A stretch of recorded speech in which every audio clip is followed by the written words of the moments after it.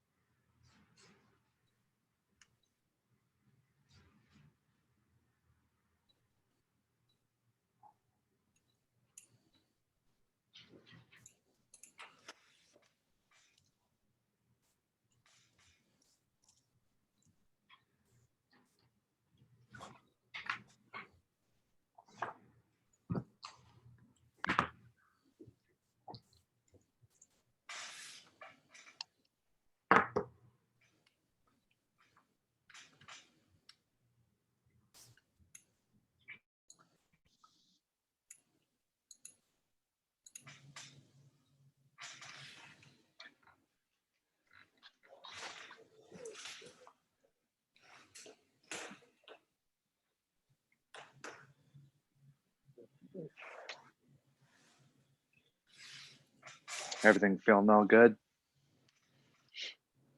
Yeah, sure.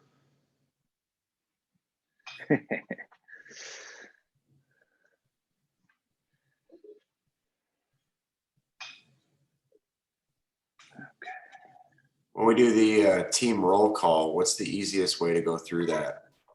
You know what? I had an idea about that.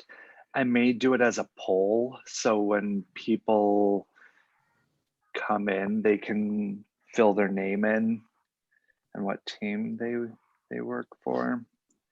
But Would it I almost just need them. would it almost be easier to do it as a vote so that you don't have to read through them all?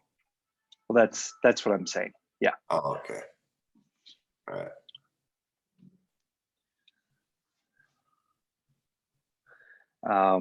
Something you should. That won't really tell you who didn't answer, did it? Would it? No, and if they don't say who they are and what team they're for, you know, that's on them.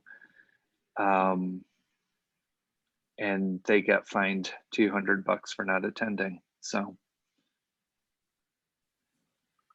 it would be a real good idea for them to. And what were you going to say right before that? Oh shit, that was more than 5 seconds ago, so I don't know. And they're not attached here, but we're just when we go to review and accept the minutes from the 2020 AGMs. Yeah. And sometimes folks will bring up questions. Gumby has in the past, but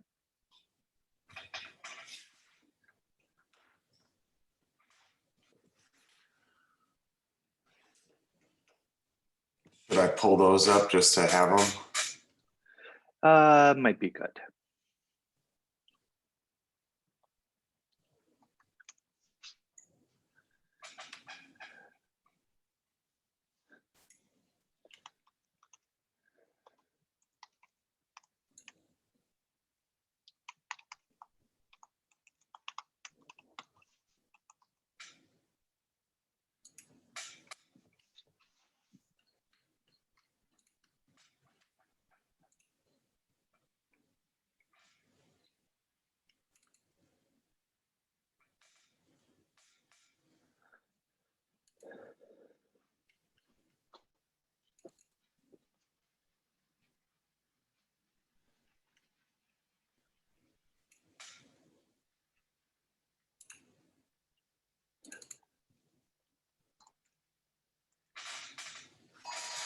Ah, shit. Tornado warning.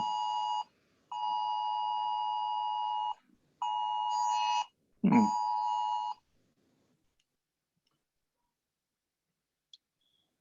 Doesn't seem like tornado weather. Yes, it's kind of looking like it here. I mean, the clouds are super low over the lake right now, I hate that. and they're moving at a good pace. Yeah.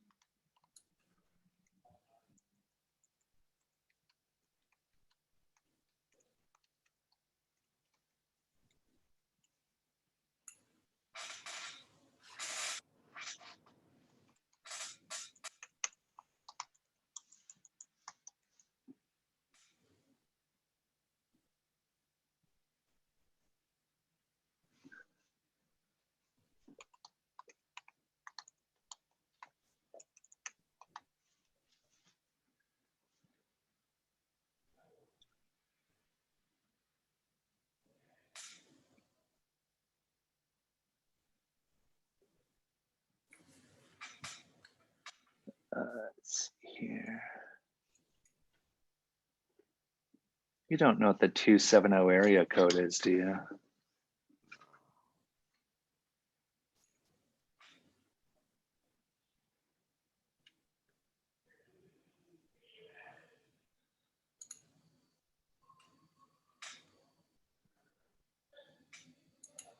Well, now that I have my screen full of different documents open, I think I'm ready.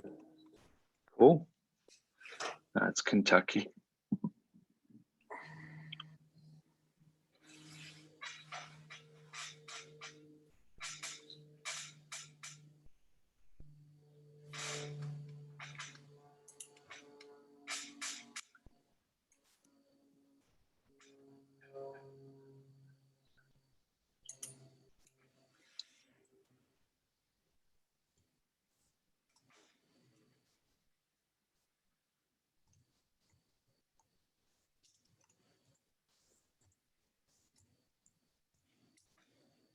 Ready for super fun time?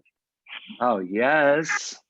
So I think we could be off the phone by 3. What do you think? I gave Mike the under over of 2 hours. Yeah, So that's a solid goal. I mean, yeah. there's only 4 proposals. How many were there last year? Actually, there's 3 proposals only- that yeah, got there's three. withdrawn. There's only Like 3. last year we had down to 20. like the letter G or Yeah. we had a lot. When we get through the alphabet, things get real shitty.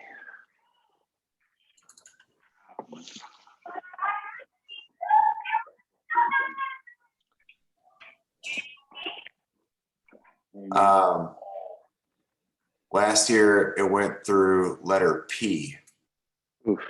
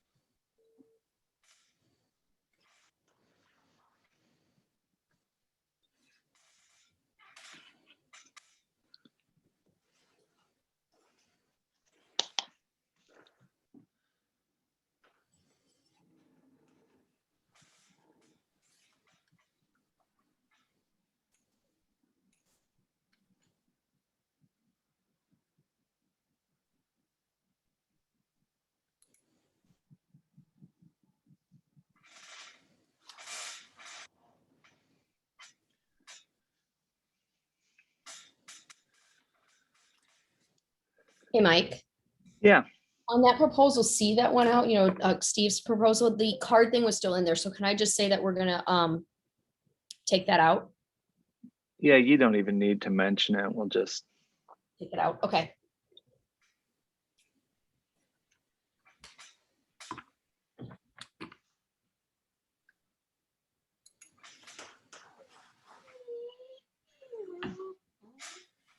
got the whiniest dog next to me right now. I'm doing headphones so that he doesn't jump into my lap and try and find out what's going on.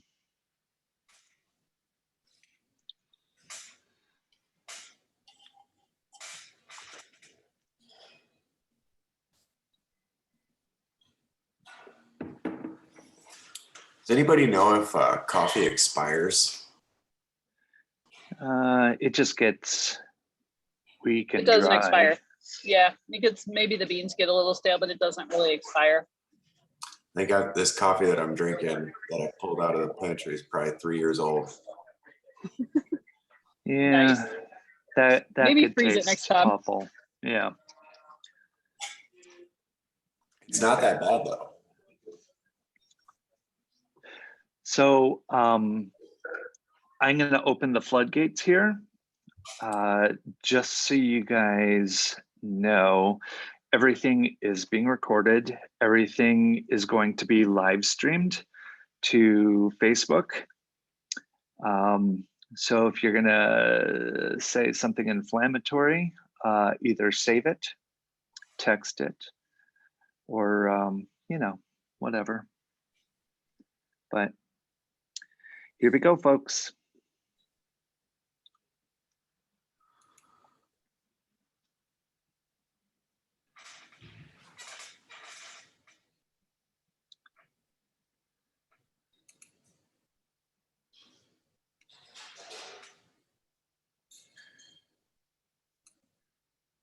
Hey, everybody. Hey, bud, how you doing? Doing well, doing well. All right. Anyone This want is a new to? mic. Can I be heard okay? Oh, you sound phenomenal. Like, it's silly how good your sound quality is. Okay, thank you. Yeah.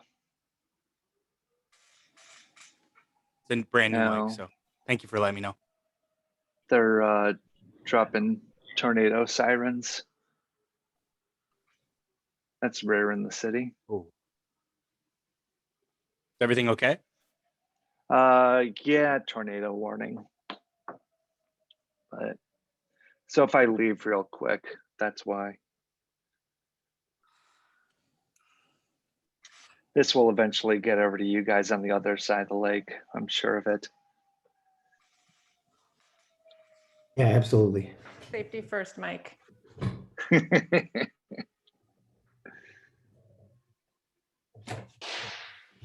Oh, we've got a good crew here.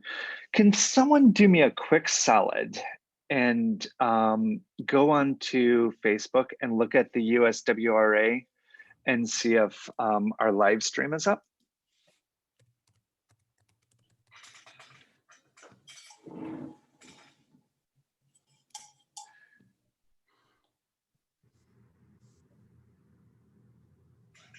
Excuse the cat ears. It's the best I've got.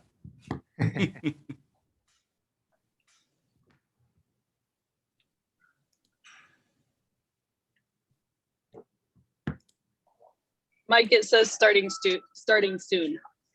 Okay. In the waiting room. There's a link there and everything, but I don't see a live video feed either. Okay. Give me a sec.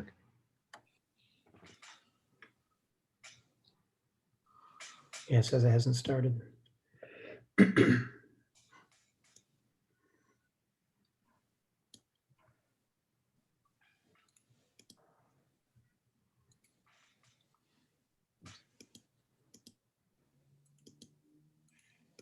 Hey, Mike, Yep. you know the total number that are registered for this today? Well over 50.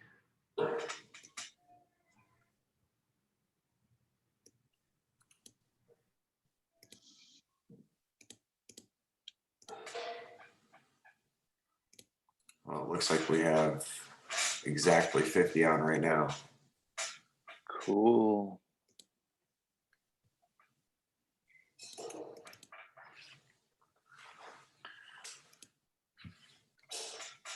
Should we give it to about 12:10? Yeah, let's do that. I'm going to give people something to do here in a second. I just have a few stragglers. And if you aren't already on mute, please put yourself on mute.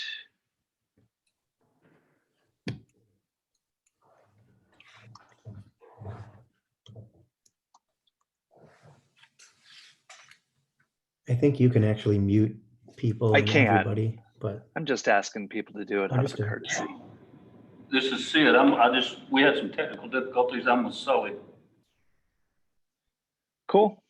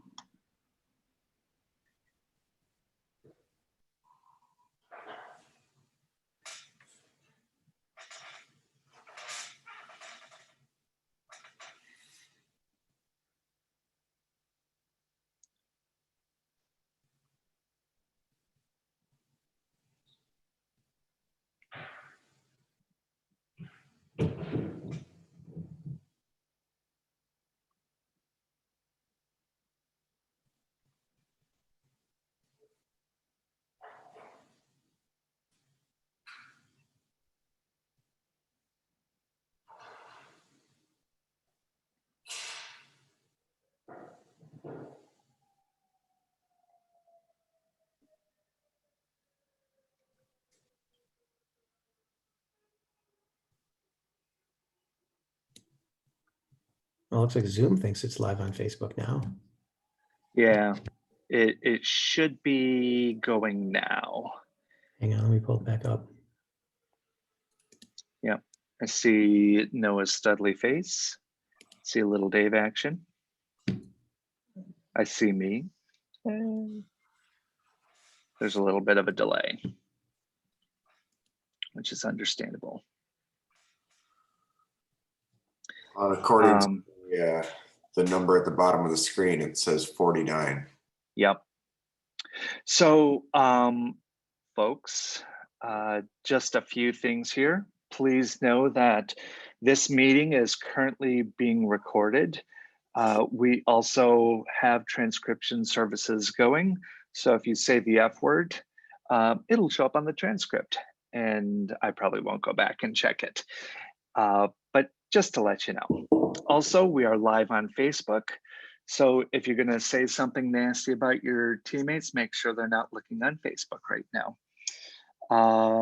Last thing is I'm gonna put out a poll right now. And what I'd like you to do with this is you simply just have to type in yes or no. It doesn't matter what you put. It'll just record that you are here. So we're gonna do this instead of doing roll call, because roll call is super annoying. So Should people maybe put in the team they're representing or who they're representing? it only gives me multiple options, a yes or no, Oh, okay. and it will have their name. All right.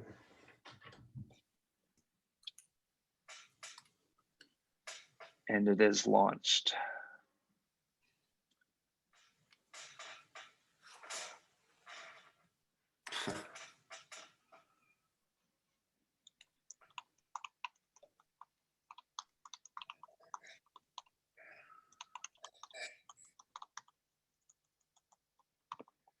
It's got check boxes instead of radio buttons, so you can select both, Oh, really?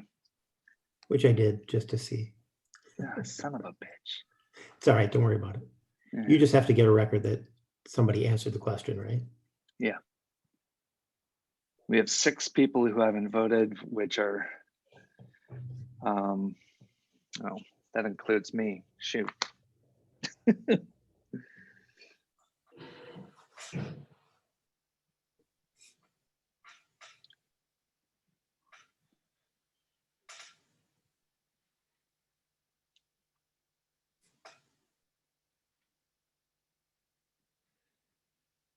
And Amy, no, I haven't seen Chuck French yet. We're at 51 total now. Yep.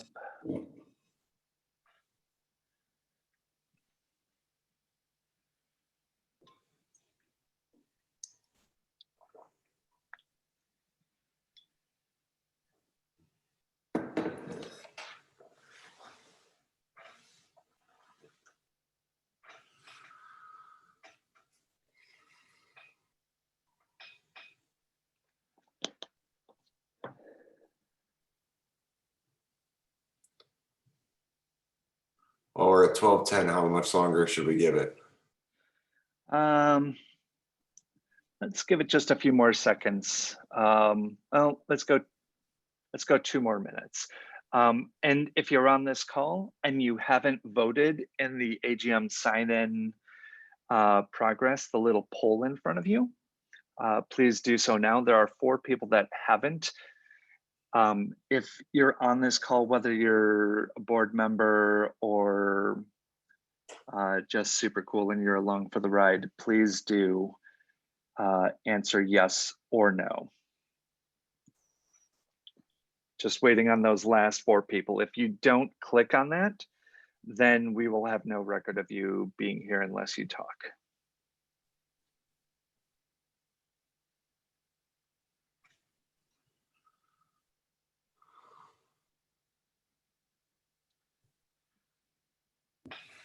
Three last people, please sign in.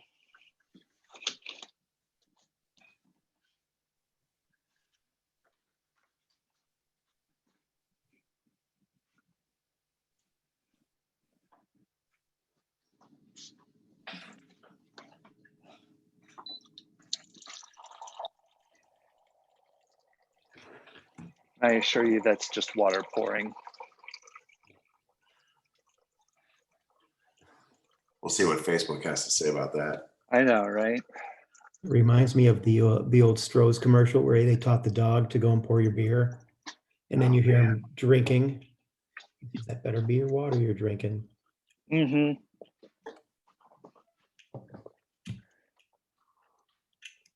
Needed to teach my dogs how to drive yesterday. Still, you're here. Yeah.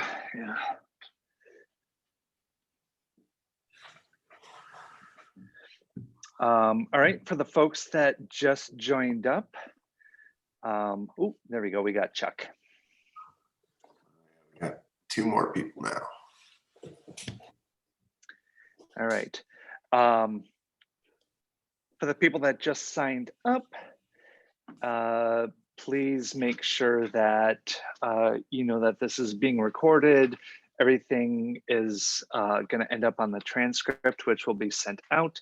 We're on Facebook Live right now, so be good. And then please answer yes or no to the poll that is up on the screen right now, because that's how we're doing attendance. Thank you. We just got 3 more. Yep.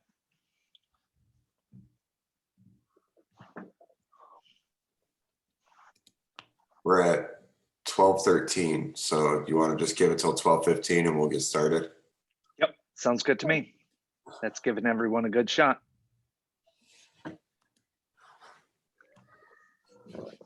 Stop it. Mike, did you see that James Azell is in a car, so he's probably gonna have to vote vocally? Yeah.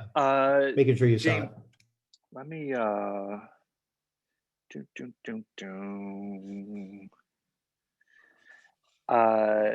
James.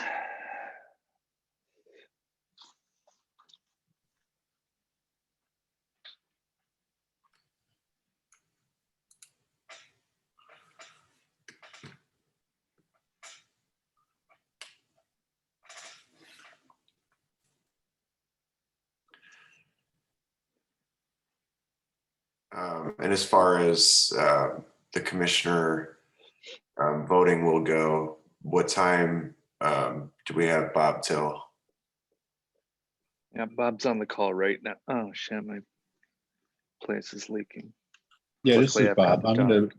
This is Bob. I'm gonna be here till about 2:30. Or just when I figured I'm gonna get ready to leave to get to the airport.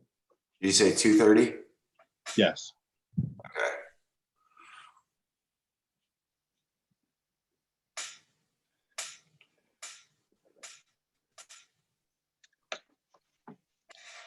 I got a feeling we can get to that point by 2:30. I'm feeling good about this. Yeah. And the proposals only go, what we got 3 of them instead of all the way to letter P this year. Pretty excited about that. All right, so I think we're ready to go here, folks. Thank you very much for signing in. I will save these results. And there's 2 smarty pants in our group. I'm guessing one of those is Chuck French, because that's how he rolls. Please remain on mute unless you have something to say. We do have a lot of folks here, so please either use a reaction or an emoji to let folks know that you want to talk, or you can take yourself off mute and just say, hey, listen to me, and we'll get to you. Because we have 3 whole screens of people here, so there's no way that we're going to be able to see everyone here. It's okay that you guys, majority of you, have your screen off. But if you are talking, if you wouldn't mind putting your screen on, it would maybe be a little easier for us to pick up on any subtext if that occurs. But I think we're good to go here. Everything is live on Facebook, everything's being recorded, everything's transcript, and Noah, it's your show, man. Well, for anybody that doesn't know me, I'm Noah. Nice to meet anybody who I haven't gotten to meet yet. We're just going to start off by going over the procedures for the meeting and the agenda. First off, we're going to start off with a review and acceptance of last year's minutes and the transcripts. So actually, before we even go over procedures, we should probably start with that. We've already done the roll call. So let's have a motion to accept the 2020 AGM minutes.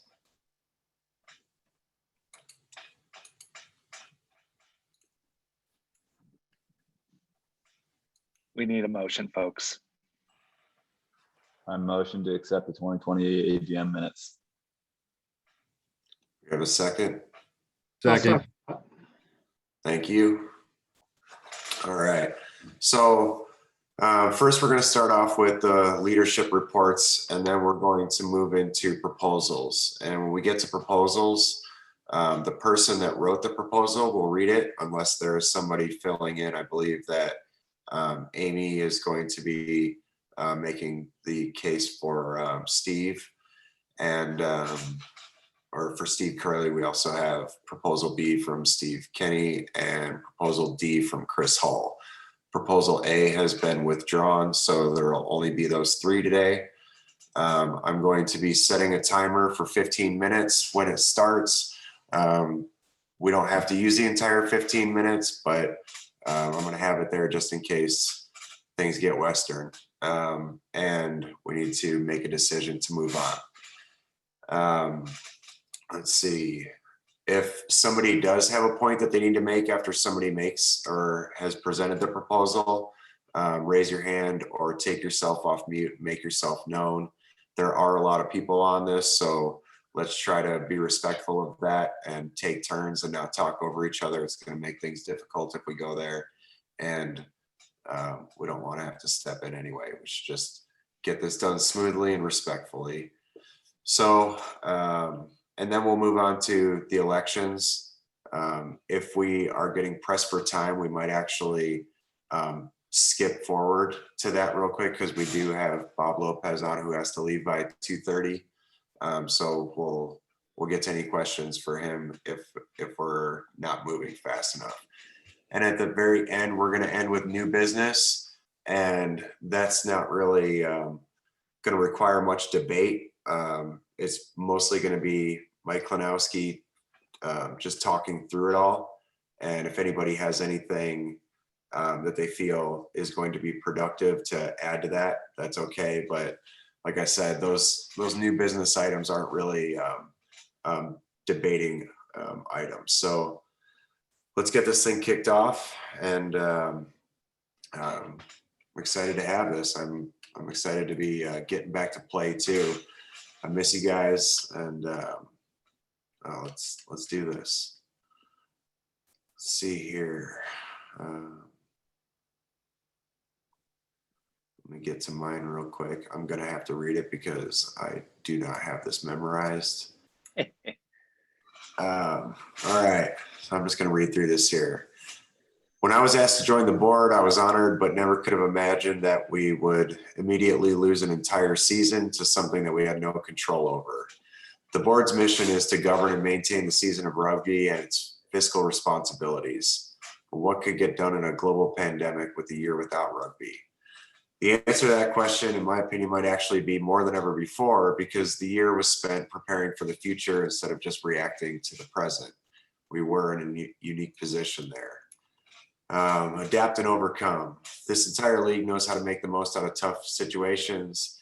That is exactly what makes our community so powerful. While the safety committee was thinking through plans B to Z to get us back on the court, the board of directors were preparing for the future of play and the future of the league. So it may have been a year without a season, but it might have also been the most transformational year the league has ever had. It was incredible to see how much time, energy, and dedication this volunteer force commits behind the scenes. Rebranding quad rugby. The rest of the world has been calling the sport we love wheelchair rugby for quite a while now, and for good reasons. It's more accurate, inclusive, and takes less explanation than quad rugby. To make the change, though, would mean that we needed the league to support the change, and we would need to go through the processes to legally change the name.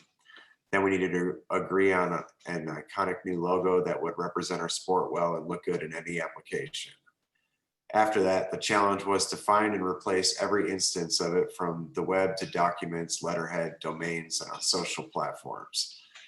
The website didn't just get a new logo, though. It was completely rebuilt on a new platform specifically created for sports and capable of meeting our unique needs moving forward. This took a team a long time to get it ready to launch, but that team was spearheaded by our very own Mike Klanowski, who, as always, went above and beyond any reasonable commitment to get the mission accomplished. The chicken or the egg. Whenever there's a changing of the guard, new goals are always discussed. It is quickly understood, though, that big goals come with big matching price tags. It has been a dream of the leagues to someday have the funds to hire a full-time executive director that can dedicate their time and talents to helping make bigger dreams more attainable for the league. The USWRA is also committed to funding a low point team to compete in the 2022 World Games after training camps together. In order to make these things possible, the league needed to raise 5 times more than they have averaged historically in past years, and they needed to do this during COVID, the worst time possible for trying to raise money in this sector. To accomplish their mission, the USWRA leveraged their relationship with Oscar Mike to secure significantly more funding than the league has ever had to work with in the past. In closing, I'd like to say that I have never before in any organization that I've worked with seen an all-volunteer force get so much accomplished. It is almost unimaginable to think that people with full-time jobs and families at a time when the world was turned upside down still managed to do everything necessary and a lot more. I can't take credit for any of it because the credit belongs to all the people that care so much and work so hard to give this league the love and support it needs to thrive. That includes everyone who came before us, spanning from day one to the present, who have gotten us to this point and set us all up to be able to accomplish great things moving forward. Below are some of the major accomplishments of the year that each deserve more than a bullet point. But for brevity and keeping us all focused, listing them seems more appropriate right now. So I'll just quickly read through this list here. We had a COVID task force with well thought out return to play recommendations. We created a robust new website capable of meeting our current and future needs. We created an entirely new registration program. We decided on the new league name, located all placements, and changed legally. We created the iconic new logo / branding that after all rounds of thoughtful revisions, created a line of branded gear and will receive 100% of the proceeds from their sales. We created an online storefront and are also receiving warehousing, shipping, logistical support, and reporting. We updated the insurance policies to reflect any credits due. We committed to having a US team at World Games 2022. We acquired the funding to support the team at World Games 2022 and training camps. We created a concussion protocol, are conducting background checks for all staff. We created new regions for representation. We collaborated with Lakeshore / USAWR for strength and conditioning programs and rugby chair selection set up for athletes and staff. We leveraged that relationship with our most recent title sponsor, Oscar Mike, to secure all necessary funding. And with that being said, the funding thing or piece, I don't think we have made public yet. It's brand new, but Oscar Mike is giving the league $150,000 to be able to hire our first executive director and fund World Games 2022. So things that we've never been able to accomplish before, we're extremely excited about doing this. I think seeing what an all volunteer force does and is capable, I had already mentioned it's extremely impressive. But we've all known for a long time that if we had a professional, dedicated 40 plus hours a week, that the league would be able to accomplish even more. It's something that, as much as we love this sport and the league and working on the board, we know that we'd be able to accomplish even more if we have somebody dedicated full time to that. But the league has never really been in a position to be able to hire somebody in that position. And I think we're all extremely excited to move forward with that. That's not going to come immediately. I think we should spend a lot of time focused on picking the exact right person for this and somebody that we all feel confident in. But once we do, I think that all the things that we've all discussed, either privately or at tournaments or even at, in our board meetings, will be more attainable. So I'm excited to be able to do that. And I don't know if we'll ever have this opportunity again the way we do today, but we do. So I also wanted to say thanks to everybody for making this. In my opinion, I almost think it's not even debatable that this is the greatest adaptive sport on planet Earth, and for allowing me the opportunity just to be a part of it all. I can't wait to get back out on the court with everybody. And I want to give a special thanks to all of our board members, the referees, the classifiers, Lakeshore, USAWR. You're all extremely impressive people, and I really feel lucky to have the opportunity to do all this with you all. So thank you very much. And now we can move on to Dr. Michael Cottingham, our first vice president. Hey, good morning, folks. First of all, giving it primarily my responsibility this year was really working on the COVID task force. For those of you that are unaware, and many people on this call were on our task force and or served on one or more of our subcommittees, I'm really proud of how we reflected and addressed and thought through COVID through really difficult circumstances. You can read through what I wrote, but we had players, we had coaches, we had classifiers, we had referees, we had board members, we had every sort of stakeholder in the league was represented on these committees. We had medical personnel who had medical expertise and who were dealing with COVID, and we were reading journal articles and getting plugged into the newest data, and we were meeting probably more often than people wanted to try to reflect on what pathway forward we might have. And we had people put together a really comprehensive and thoughtful potential return to play policy. The board worked and reflected on this a lot. I can tell you that I would be surprised if anyone who was on some of these committees didn't lose some sleep. And I think we had a lot of thoughtful discussion, sometimes heated discussions, and oftentimes discussion that we disagreed on, both sort of at the board and then larger with the league. But I really feel that everyone's voice was heard, and I was really proud of that process. And I'm proud of how many folks across the league, and we had representation from every section, from so many different teams, working on this issue. And we have really good service from this league. And for those of you that serve in this task force, I'm hoping, and maybe I will be volunteering you to do more in the future, but I'm hoping you also volunteer yourself. And if you'd like to get involved with this, please do.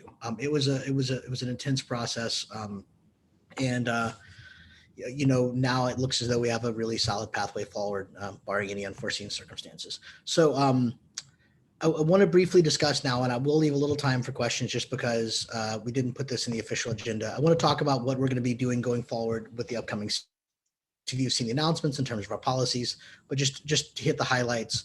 As you all know, different states, different cities, different municipalities, different hospitals, different universities all have different rules and requirements on what's acceptable and what is not acceptable in terms of their own individual protocols. And the expectation first and foremost is that you follow guidelines in whatever state and with whatever institution or organization you're working with.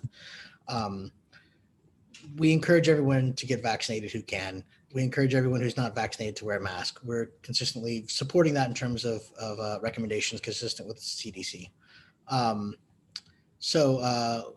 We are not requiring anyone to provide any sort of vaccine documentation, negative tests. We're not requiring that at this point. So one thing that everyone needs to be aware of, and please communicate this to your teams, if you have an individual who has COVID-like symptoms and they go to a practice or they go to a tournament, they don't disclose that, they elect to practice, and potentially they expose someone, that we're going to take the same approach that we had with the MRSA policy a few years ago, which is that individual can be banned for life.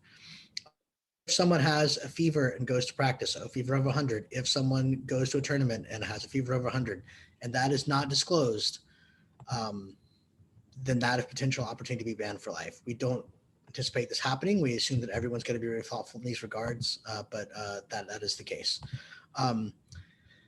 If an individual tests positive for COVID within 14 days of attending an event, they must inform the secretary immediately, right? It's very plausible we may get a couple positive tests this season. That has to be communicated with the secretary and I think the event director, but we can clarify that. And then we will disseminate information to anyone who attended. So that needs to be communicated. Finally, your commissioners, I assume, is going to be very thoughtful and responsive on if there's potential exposure. So no one should be taking any risks. If an individual can't travel because they potentially were exposed and they're missing an event that makes them postseason eligible, if a player has symptoms and isn't able to play, I think that we're going to be very reasonable in making allowances to allow for participation in postseason.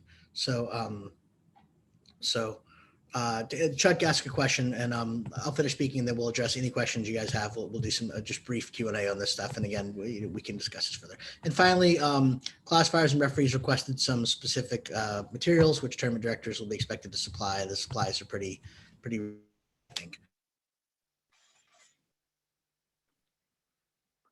COVID-like symptoms warrant suspension. To answer that question, Chuck, we can have that discussion amongst the board. My presumption is it's going to be probably difficult to punish if someone had COVID-like symptoms and elected to participate because it's going to be hard to document that. It'd be hard to prove, but plausible. But if you ended up having a positive COVID exposure and you had COVID-like symptoms, that could be very problematic, right? So if an individual has, a fever over 100 I think is your most common, obvious, point of evidence.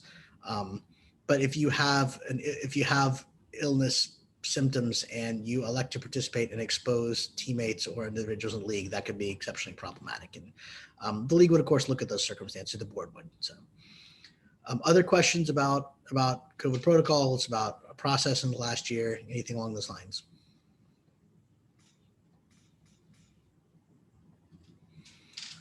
For those of you that served, thank you so much, right? Spectacular people. I don't want to name anyone on this call because I'll miss people. And there were so many integral people that really drove this and were outstanding. Karen's here as well, and she's really able to, I think, help address some of the questions on the medical side. So if you guys have certain medical protocol questions. Karen, do you have any thought on Chuck's questions in terms of COVID-like symptoms and the warranting of suspension? Amy's here as well. I think we'll talk about it offline and we will put something out. I think is the best way to handle it. Yeah. Thank you. Other questions?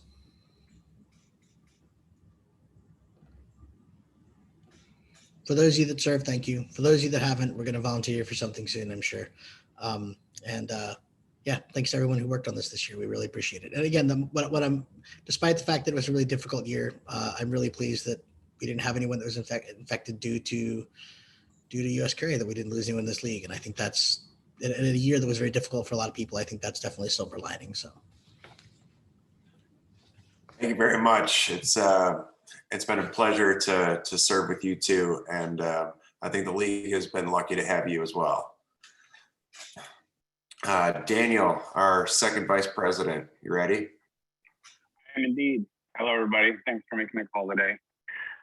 Yeah, just feedback after what, Dr. Cottingham said. It was, despite, not actually having a season, it was the busiest year I've had as a board member. And I do feel like we got a lot done.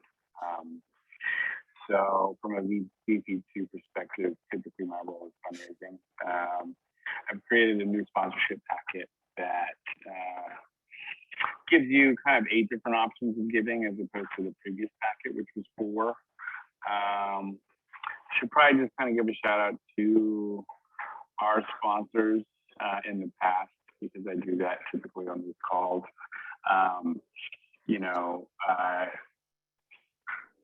Fusion Medical and Melrose have been longtime supporters. Lone Star Paralysis Foundation, as well as Promobile, who kind of jumped in this year, ABC Medical, Phoenix Instinct. Those were the folks who were on board when we were going to have a season. Because we didn't have nationals, we kind of had to cancel some of those in-kind donations and push them to next year. And then Oscar Mike, obviously with what our president Noah just kind of announced. In addition to that, they became our ball sponsor before he secured this funding. So, that helped us cover a lot of costs. Late 2019, we did get a Nielsen grant for $65,000. The idea was we would set aside 40 of that to help developing teams, get players on the courts, and be more competitive. The other $25K we were going to use to help offset the cost of nationals, because we didn't have nationals, and because we were the ball sponsor now. We were able to, that $25K, we still have about $30,000, give or take, pending for to assist teams. So when we initially sent out grant applications to individual teams, we got about 13 responses. Initially, we funded 5 of those teams, and I reached out to the remaining teams. And there's quite a few requests that are pending. So we seem to run that through the decision-making committee, and we'll get back to you. But we need to spend all these dollars by September of this year. And I'm pretty confident that we'll be able to do that. But yeah, moving forward, I think, one of the primary job descriptions out of the gate for an executive director is going to be fundraising. And collectively, it's going to be a challenge this year just because of COVID. A lot of our previous local and national sponsors might be hurting a bit. I think we've had fundraising committees in the past. I think it's probably more important than ever to kind of come together and help not only on the national level, but on the local level, on the club level. So we have materials available for individual teams if you guys need help, but also if you've got skills or expertise or you have a point of contact, you know, that you can share with me or our new executive director, that'll help us reach out and raise some money. You know, obviously having a new website increased, you know, we've increased our marketing quite a bit. So yeah, I mean, I don't want to read the whole report, but that's about it. You know, I think that there are challenges, but I'm really excited about the growth of the league. We've been kind of in a sustainable mode. I'm incredibly optimistic about where we're going. And like I said, just to reiterate, leadership committee over the past 18 months has been incredible.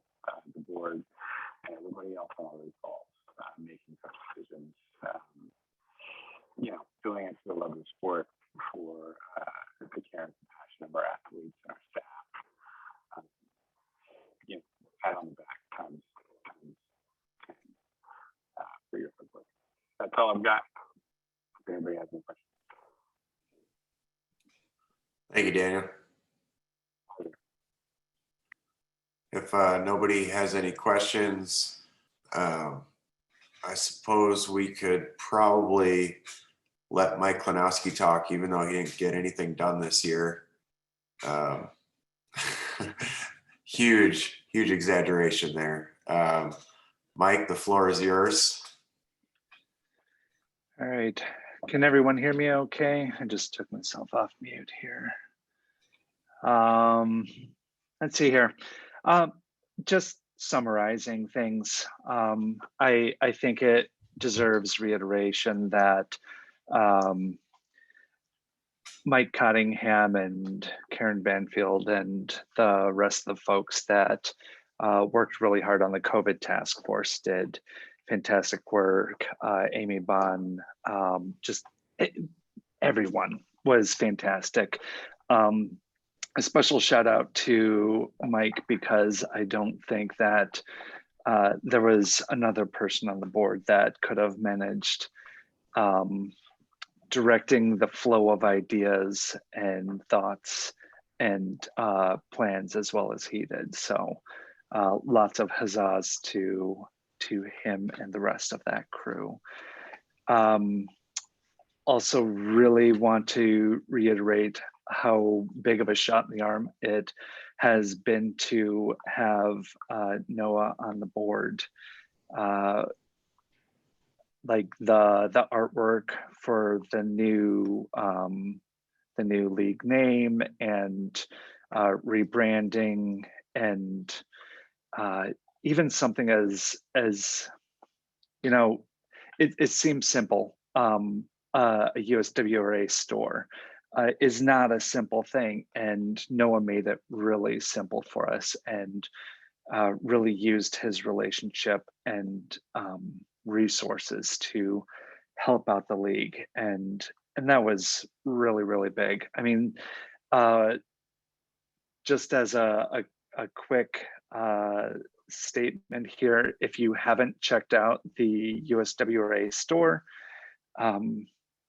you can go onto the website, and over on the main menu bar on the right-hand side, there should be store, and then a link will take you into the store. And there's a lot of cool stuff. And we think that if there's a lot of folks that are interested in those items, that we will expand that. But it really is based on interest. So if people are all in, want to represent the sport that we love so much, put down some money, get something cool, okay? The stuff is really comfortable, really nice. Also, we'll be centralizing the ball sales through Oscar Mike, which is kind of big, because what generally happened was there were a few emails that would go around, and 99% of the time people would get exactly what they needed when they needed it. But every now and then there was a case that slipped through the cracks, and you know, we don't want that. We want to be great all the time. So that's gonna help things out a bit. Within the new website that's up and functioning, and we're going to be working on the registration system. We know that it is a bit of an undertaking to set this up.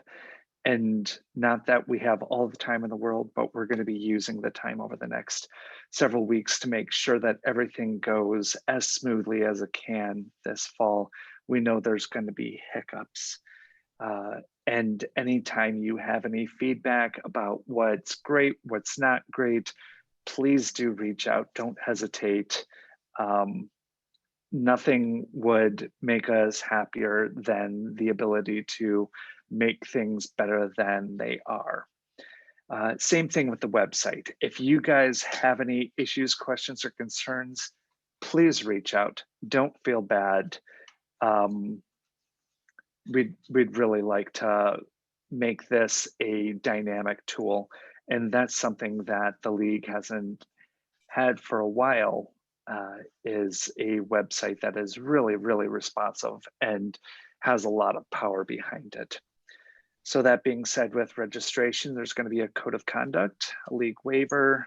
We're discussing safe sport and background checks. Safe sport is a tool that has been used by the United States when it comes to Olympic, Paralympic organizations, making sure that we can reduce the possibility for abuse or harm.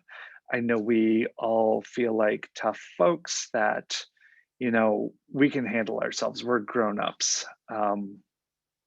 But it really is important to make sure that no one has to suffer through any sort of harm or abuse. With background checks, it's probably not going to be as widespread as the safe sport background checks. We're probably going to leave for staff members or volunteers as well.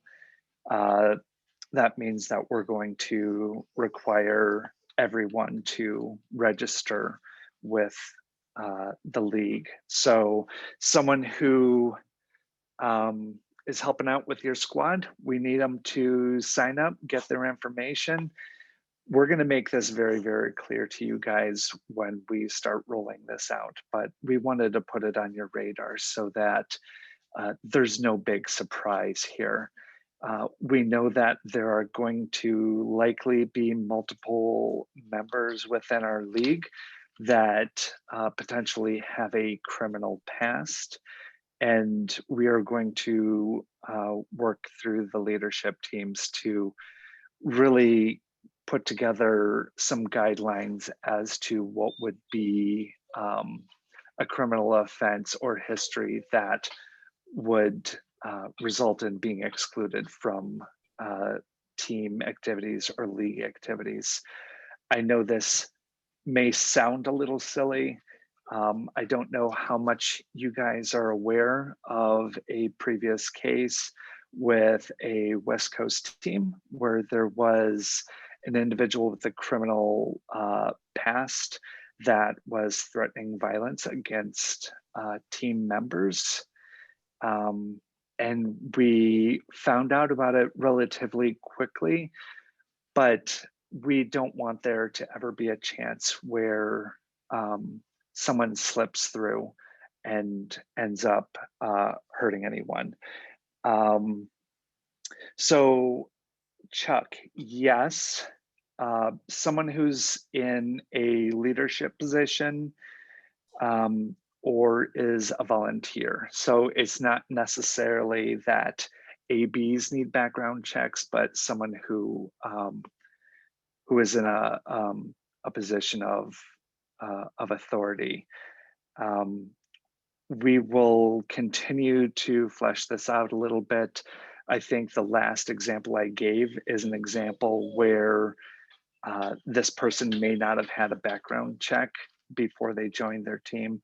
So we're going to go through that and find what would keep teams the best protected. So Lori's question, the cost. So we're working on that right now.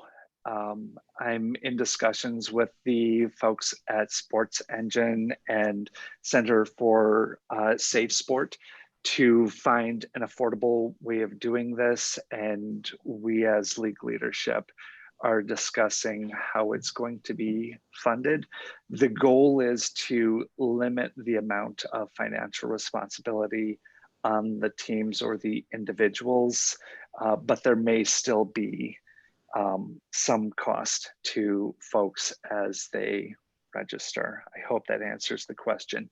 If you guys have additional questions as I'm going along, please keep coming at me. Sarah, background checks. We haven't nailed down how frequently that's going to be either. Sometimes there are programs where, you know, we buy in for 20 bucks and then have $5 for like a recheck every year or something like that. But really we're putting this together and we will communicate this well. Dan Caldwell, 35 bucks for the NWBA. Yeah, that sounds about right. The outcome of the check will be shared. So if there is a concern, yes, we would bring that up. We're not going to advertise it to the entire league, but we will make sure that the folks who would most likely be affected by it. So say Maryland had a concern. We don't need the folks in Seattle knowing about every single person that is showing up with an incident on their background check. So, And Mike, if I can interject, sure. This is as much about safety as anything. So when there is something that comes up that is a concern, it'll be discussed with the team. It'll be discussed with the board. We'll obviously have to take everything on a case-by-case basis. And then there may be a financial impact in a positive direction from an insurance standpoint once we implement this. So that hopefully will offset some of the cost as well. Good point, Steve. Thank you. All right, concussion training. We're going to use the CDC's heads up concussion training. It is a training that was devised for youth sports, but in general, the information within the training applies for adults as well. Still a brain. We do want to make sure that we actually do this. We've had a concussion training in the past, but it wasn't necessarily tied with registration. These things that we're talking about will be tied to registration. We will know who has or has not completed their training, and we'll discuss that further on, but just to let you guys know.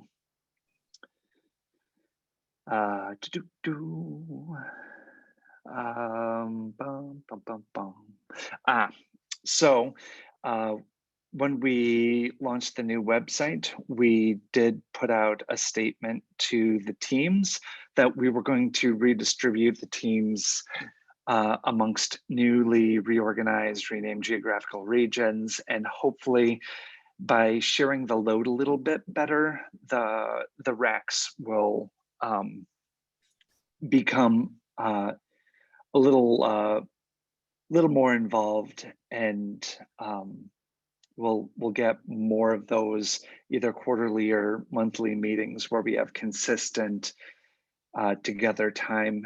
Same thing with committees. I'm going to work with Noah so that we can get our committees up and going again. If you've read my little note here, which is a gosh darn saga, 3 pages long,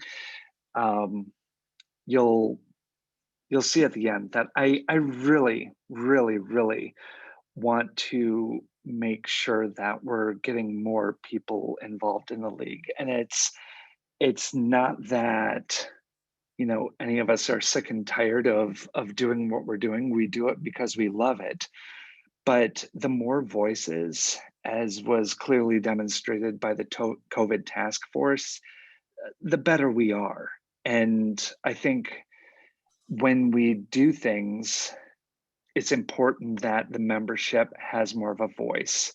And we have our annual meetings via the AGM, but something that we've seen when we've done the town hall meetings during the season is that we have really good conversations about what's going on. I think that people, when we only have one meeting a year, they forget things. It's not important at the moment. And we want to have more of a dialogue. We want to have committees that are listening, have their finger on the pulse, and are able to respond. And the more people we have in governance, the better off we are, especially with buy-in. It's not about 10 or 11 people sitting in a room making decisions for the entire league. We want everyone to have a voice. And while we want to lead, we need to make sure that we're responsive to what's really important to the membership. Sarah, you also have a great point there with CPR first aid. Yeah, I think that that should be looked into as well. And it's already on my list. So thank you very much.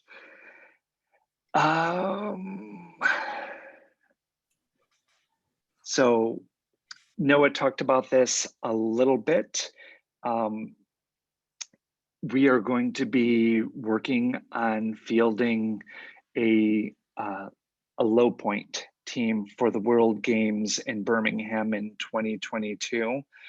And we're really, really excited about putting together this team because this will be the first time that the USWRA has put together an internationally competing team since Team Force.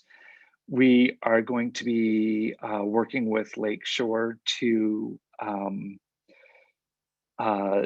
collaborate, and they have promised us a bit of support as we're doing this, so that we can make sure that we have selection camps, that we're getting a good staff, that we're getting great athletes, that these folks get training camps, so that when we go onto the court next summer, that we are in a position to take it all. So we're really, really excited about this, and hope that you guys are as well. Just want to also talk about how wonderful it has been to work with USA Wheelchair Rugby and with Lakeshore Foundation. With USA Wheelchair Rugby, we've been fortunate enough to have Coach Gumbert and Joe Delagrave, Chad Cohn, and Sharon Moskowitz, as they all help us keep our athletes engaged over this time off. And we're super appreciative to have those folks involved. Mandy, Jen, and previously Beth Curry have all been working really, really hard trying to get our league and USA Wheelchair Rugby and Lakeshore closer together. And I think that we're seeing the results of that. We are working more and more together, and it really has been a pleasure working with those folks. Also, Amy Bond, Peter Williams, Ann Hart, and Mandy have worked super stinking hard to roll out those new classification changes and getting us in compliance with international leadership. So thank you very much. And thank you for keeping USA on the floor for Tokyo. We're thrilled to see what the squad is going to do in just a few short weeks. Very, very excited of that. A special shout out to,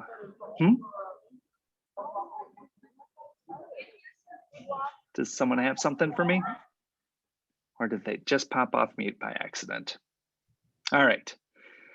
A special shout out to Joe Delagrave.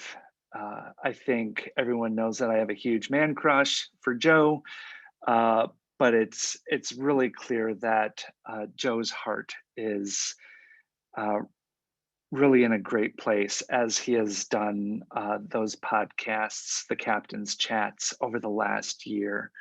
I know that everyone has had some chance to listen to those, and he's done stellar with that. And it's been a nice little silver lining there. So thank you very much, Joe. And then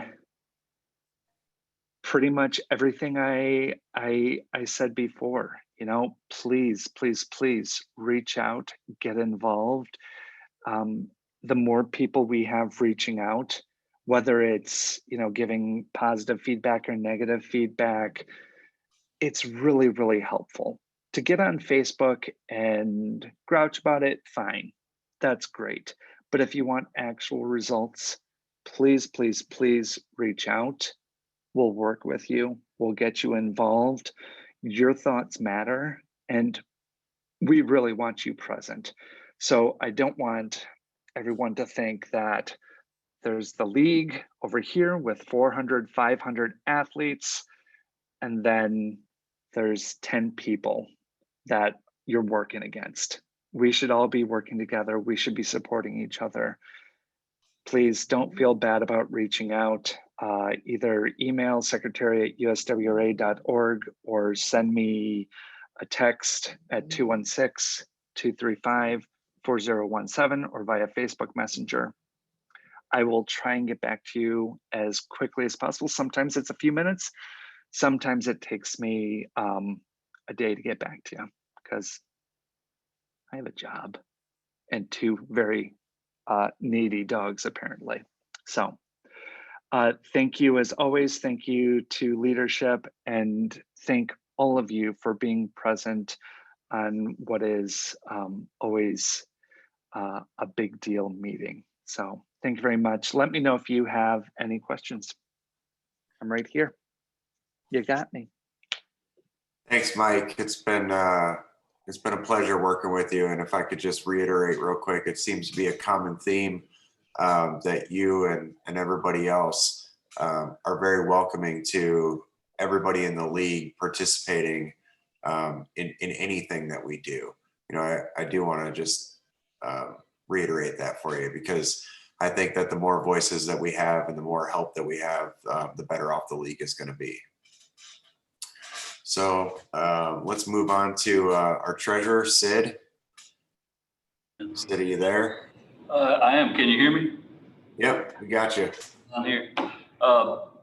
Yeah, first of all, I want to thank the board, the commissioner, the referees, classifiers.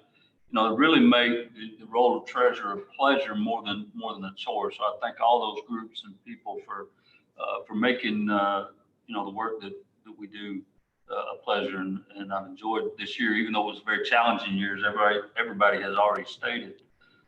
Financially speaking, the financial report is written there. I'm not going to go over a lot of details. Quite honestly, you know, given the year we had, there was not a lot of financial activity. There's some activity that goes on no matter how much we play, but all the expenses and revenue related to play, there's nothing there.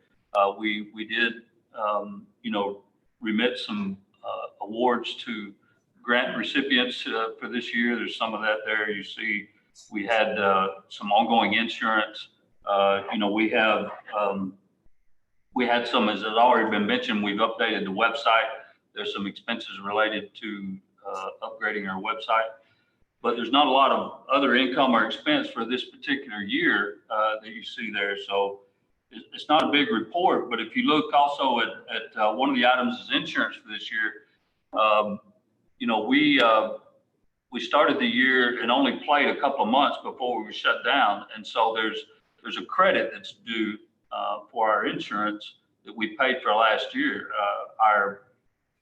brokers for insurance said that, you know, their underwriters are swamped and they haven't yet given us a figure as for how much that credit will be. But when we get that, we plan on adjusting the insurance for play this year. So, you know, there should be a little bit of reduction in fees, and until we get that, we just have to assume and go with the fees as regular, but there will be adjustment either before the fees are paid or sometime during the year. But that should be helpful for this year. When you look at the budget coming up for us, it's difficult given where we're at, what we had this year. There's no way to know what this coming year is going to hold. It appears, at least at this point, that it's going to be somewhat of a normal year for us. So that's what the budget assumes. If you look at the budget prepared for next year, just kind of a regular year, although it does appear that we are going to get a few more resources from our fundraising side, and we don't know what other expenses we, as Noah mentioned in his address, you know, we're looking at the possibility of a executive director, which, you know, that will come with expenses. So the budget doesn't include any of that. So when you look at that budget, because none of that was really known when we were preparing this. So some of that budget may be revised during the year, but that budget assumes somewhat of a normal year. So that's really, I know that's kind of brief, but it's the kind of year as far as for financial reporting purposes, we didn't have a lot of activity. So if anybody's got any questions, and you can always, anybody in the league, no matter who you are or what your role is, if you have any questions related to the finances of the USWRA, you can reach me to at least initiate the answer to those questions. It may go beyond me, but I will at least start it. And you can reach me at treasurer@uswa.org. Noah? Thank you very much, Sid. You've done a great job this year, and it's been great to work with you. Your enthusiasm and care is obvious to everybody, so thank you. All right, moving on to our commissioner, Dave Mengen. Thanks, Noah. I'm going to try and keep this brief. Most of my report was about the changes in classification. If you are concerned about what's going on there,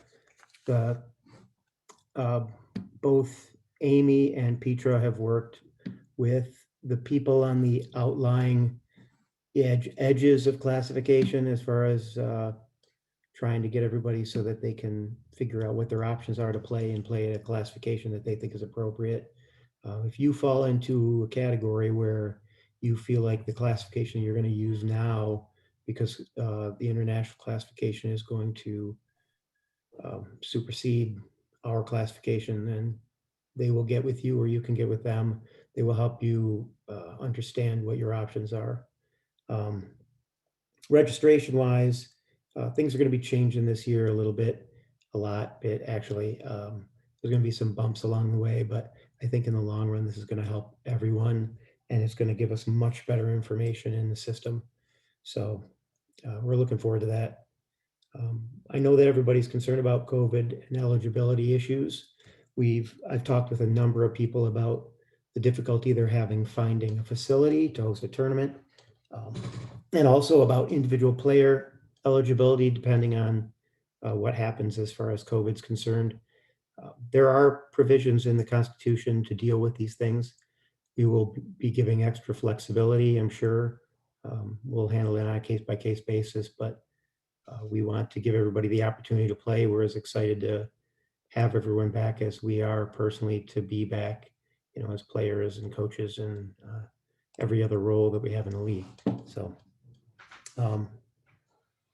and I don't know if I'll be commissioner in a couple hours, but my intent is to stick through this registration process either way and make sure that it goes as smoothly as possible. So, and echoing the sentiments of everybody else on the board, this has been, it's been an interesting year, but it's really been amazing to watch this team come together and deal with the issues that have from the moment we had to make the decision to cancel nationals all the way up into where we are. A lot's been accomplished, and I just want to thank all of you. both board members and everybody else who's participated in this process, from officiating, classification, coaches, players. It's pretty impressive. It's been a pleasure to work with you, Dave. And I think your intimate knowledge of the Constitution and bylaws and classification and everything that you bring to the table has been invaluable. It's really been an honor and a pleasure. Moving on now, we're going to move on to the referees. Joe and Karen, are you guys ready?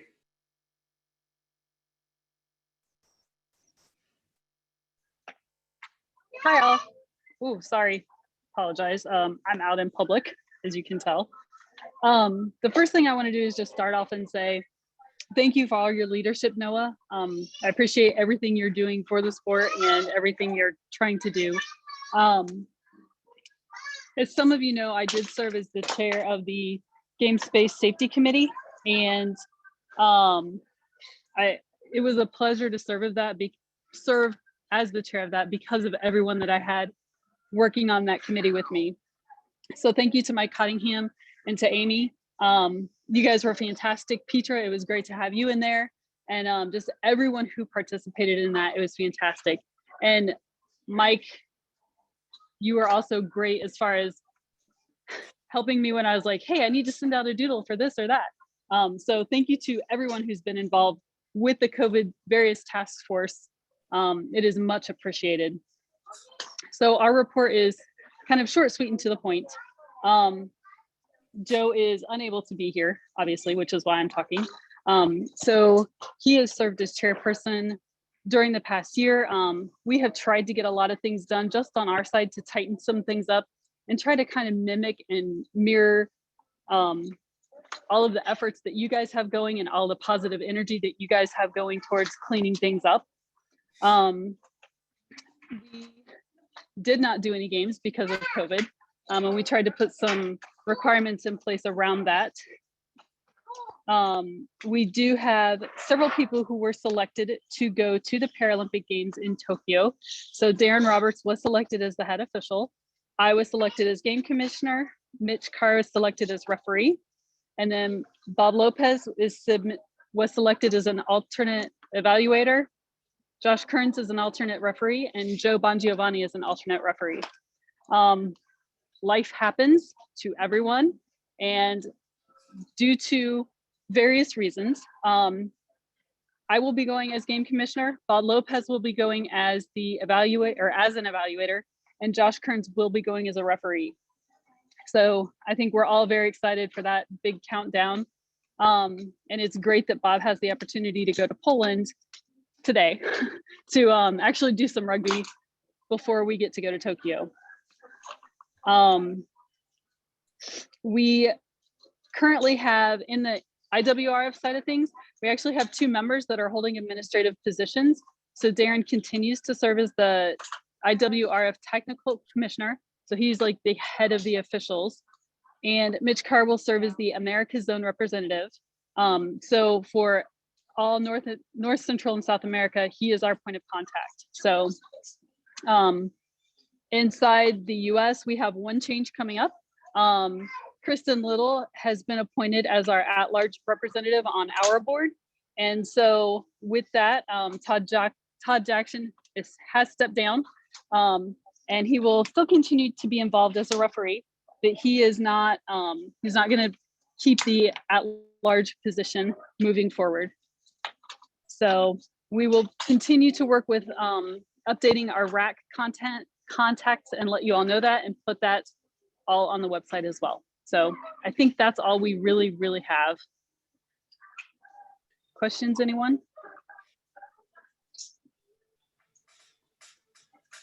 Thank you very much, Karen. You're very welcome. It's been great to work with you guys as well. Now, Amy and Petra, you would like to talk on behalf of the classifiers? Hey, everybody. I'm going to do a little share screen here to take you through a little bit about what we did and just revisit some of those compliance issues.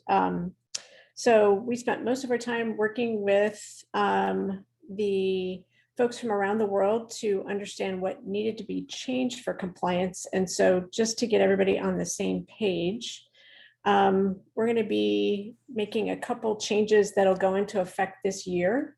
So the first one was to make sure that everybody who is listed on the IWRF master list that has an IWRF sports class, they'll need to use theirs in the United States. And Dave had mentioned this in his remarks a few moments ago.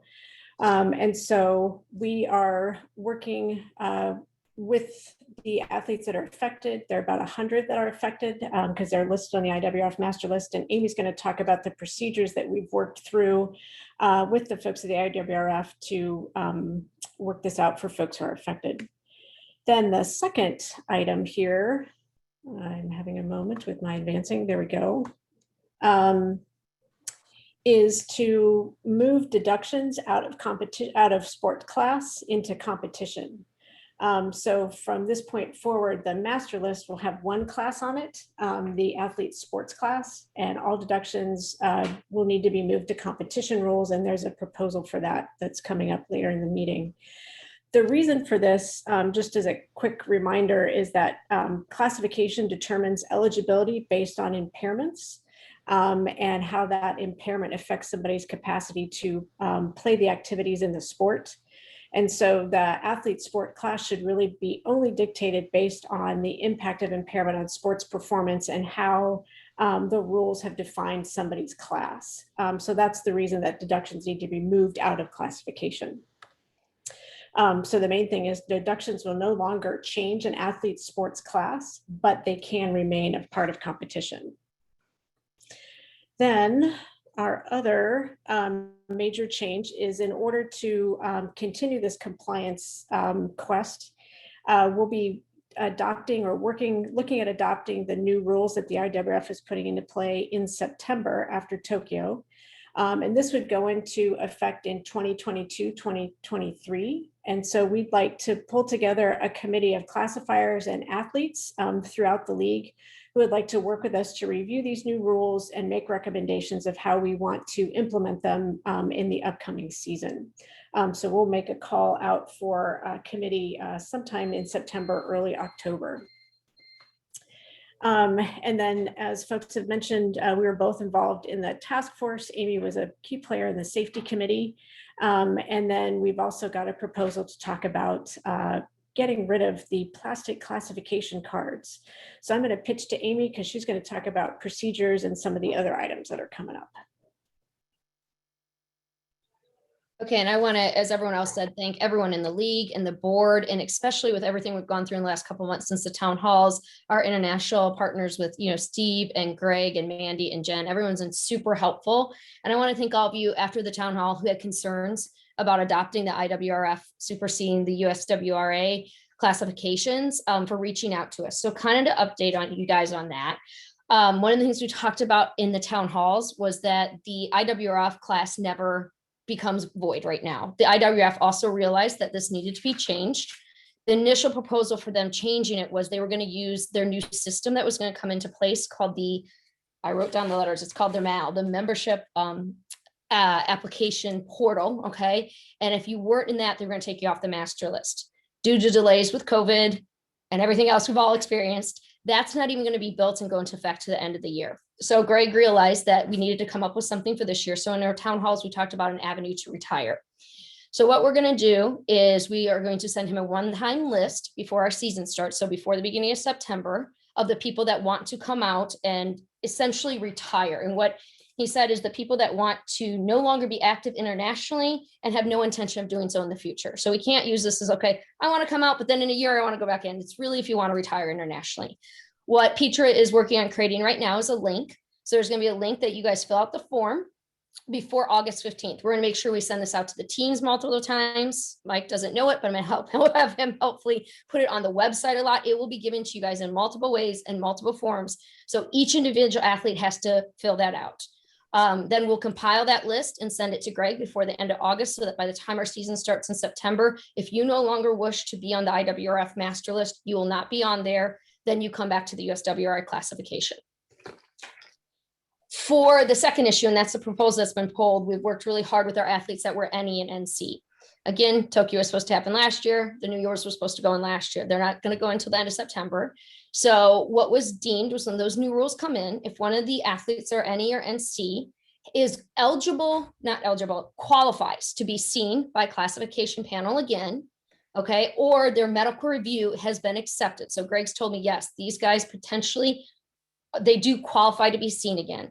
Just for this season, the IWF has agreed with us that they can play with their USWRA class until there's a panel available. One of the things we talked about was when there would be a panel available. And his response to that is, we've had a lot of panels even before now planned and we canceled because of COVID. So that's one of the reasons we're allowing this. So they'll get to play for this season under USWRA class until an international panel is available for them to be seen. So that kind of took care of those questions that we got from the town hall. I think when you guys look at what you're going to do for the competition rules, we are looking at before the season starts, updating our manual we have now. We're not switching to IWF rules until the 2022 season, but we do need to update our manual now because we have to take out the age and gender deductions because those need to be in competition rules. We'll have to update what the process is now, which you guys have attached. We'll talk about later about going to the card elimination system. And then we will make sure that on the link, when we do that IWRF or when we do our USWRA list, it is available and updated. And we'll talk about that with the elimination after every tournament that we're at, so that our USWRA list is very active and updated. The other thing that we talked about before the pandemic, when safety came up, was, all the safe sports stuff Mike had addressed, but also for us, we have one consent form. And right now, it technically is just a general consent form. We don't have anything for minors. So we're going to get something written up for an additional form that the minor's parent or guardian has to sign before we actually see them, just for a little additional layer of protection there. Panels, let's talk about that. Being very active on the safety committee, we are excited for everyone to come back to the sport. We want to make sure everything's in place. Classifiers will not be the first people, and we discussed this on the safety committee, that come back. If you guys have individual issues, please reach out to us. If you have some new players, that kind of thing, we can talk about what we need to do. My goal would be that after you guys have 2 or 3 months in, that we start bringing classification panels out. The other thing that I have to do is talk to our staff. There are still restrictions at some of the hospitals in the country that people can't travel. People can't be involved in these large things without taking an extra 2 or 3 weeks off work.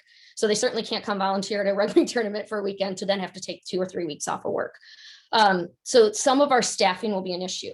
With that being said, we also realize with COVID, we are going to be about 1.5 years behind on those reviews and those fixed review dates.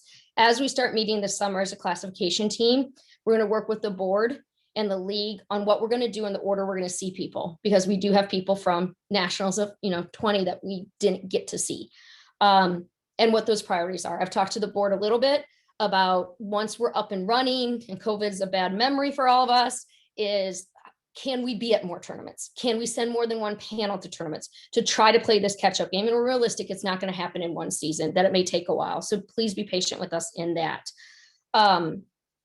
With that note said, if you guys do want to host this year, if you guys are looking at tournaments you think you want to host, please still reach out to us via the classification email, because I want to keep a list. I can start sending out things to classifiers in that area so we have good panels, and we will just keep you updated via the website and blast emails on where we're at, but just reach out and communicate to us. The other thing that we'll work on this year for our manual is, you guys have realigned your regions. We will realign our classification RACs as well to match your regions. And then what we have found after Phyllis's passing, I could not take on the job by myself, and Petra has been awesome at being my assistant head of classification. We're going to look at realigning our positions a little bit to what our need is now and to spread the workload out. I'm not quite sure how Phyllis did everything, but it's a lot, and we want to make sure we always have a backup system in place in case anything happens in the future. So my goal, if we can, is to have that done as well when we put the new updated manual with the eliminations of the age and gender and the card elimination procedures up, hopefully by September. That is all I have for now, unless you guys have any questions. And I, again, just want to thank everybody for being patient with us and everyone for helping out in all these transitions.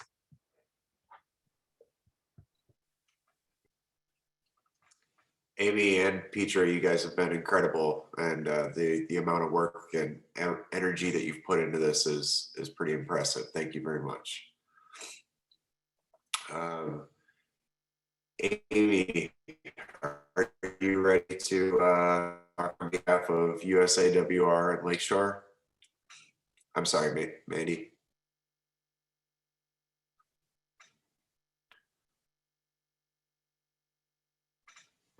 We'll give her just a second here because she's on a phone. So I'll shoot her a quick message.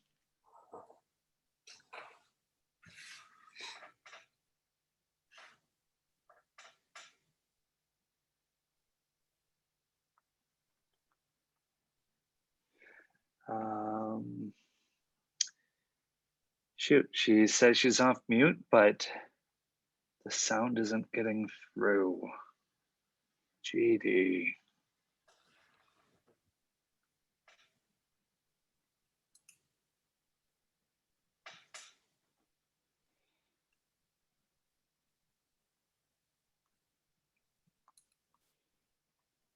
Give me just a second, folks.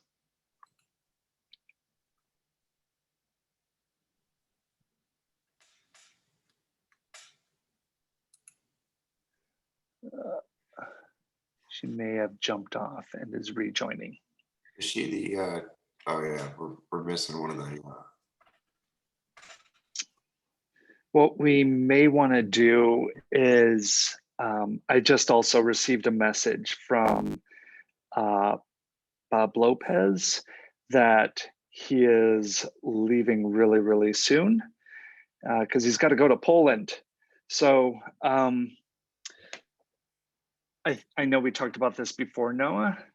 Maybe we give folks the chance to ask any questions of Dave and Bob, and we will still do the vote later. But if you guys have anything for either of these fellas, you have an opportunity to ask it now. I know we did the videos, and I hope those were helpful to you. But now's your chance to, ask what you really want to hear. And then Mandy, when you're ready, we'll have you present in a second. Anyone have any questions for Bob and Dave? Hey, Mike, I'm here. Can you hear me now? Yep, can hear you, Mandy. Thank you. Yeah, sorry about that, everyone. I'm in the process of driving back to Alabama from Texas. So thank you for the time and for the patience. I want to say thanks to the league. Mandy. Yeah. Mandy, can you pause just for a moment? We're just going to see if we have any questions for Bob and Dave real quick. And if you We'll missed, give you guys like a 2-minute window. And if you guys have questions beyond those 2 minutes, we can keep fielding, but just to give you guys a chance. Take yourself off mute if you have a question.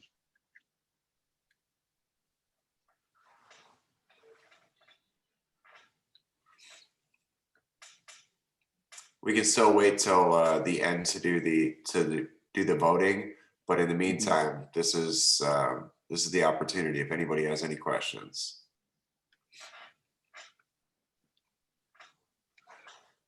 This is the awkward silence portion of the meeting. Yep, and this is for the commissioner position, just so you guys know.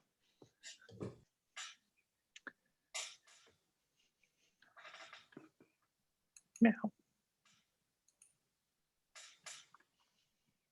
Well, if nobody has any questions, I'm not hearing anybody speak up here. We can move on to Mandy, and then we can just do the votes later as planned.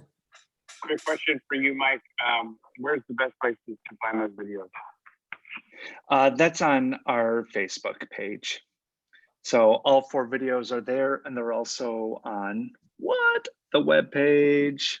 So it's under membership documents, AGM and Constitution, and it'll be under there, the 2021 AGM.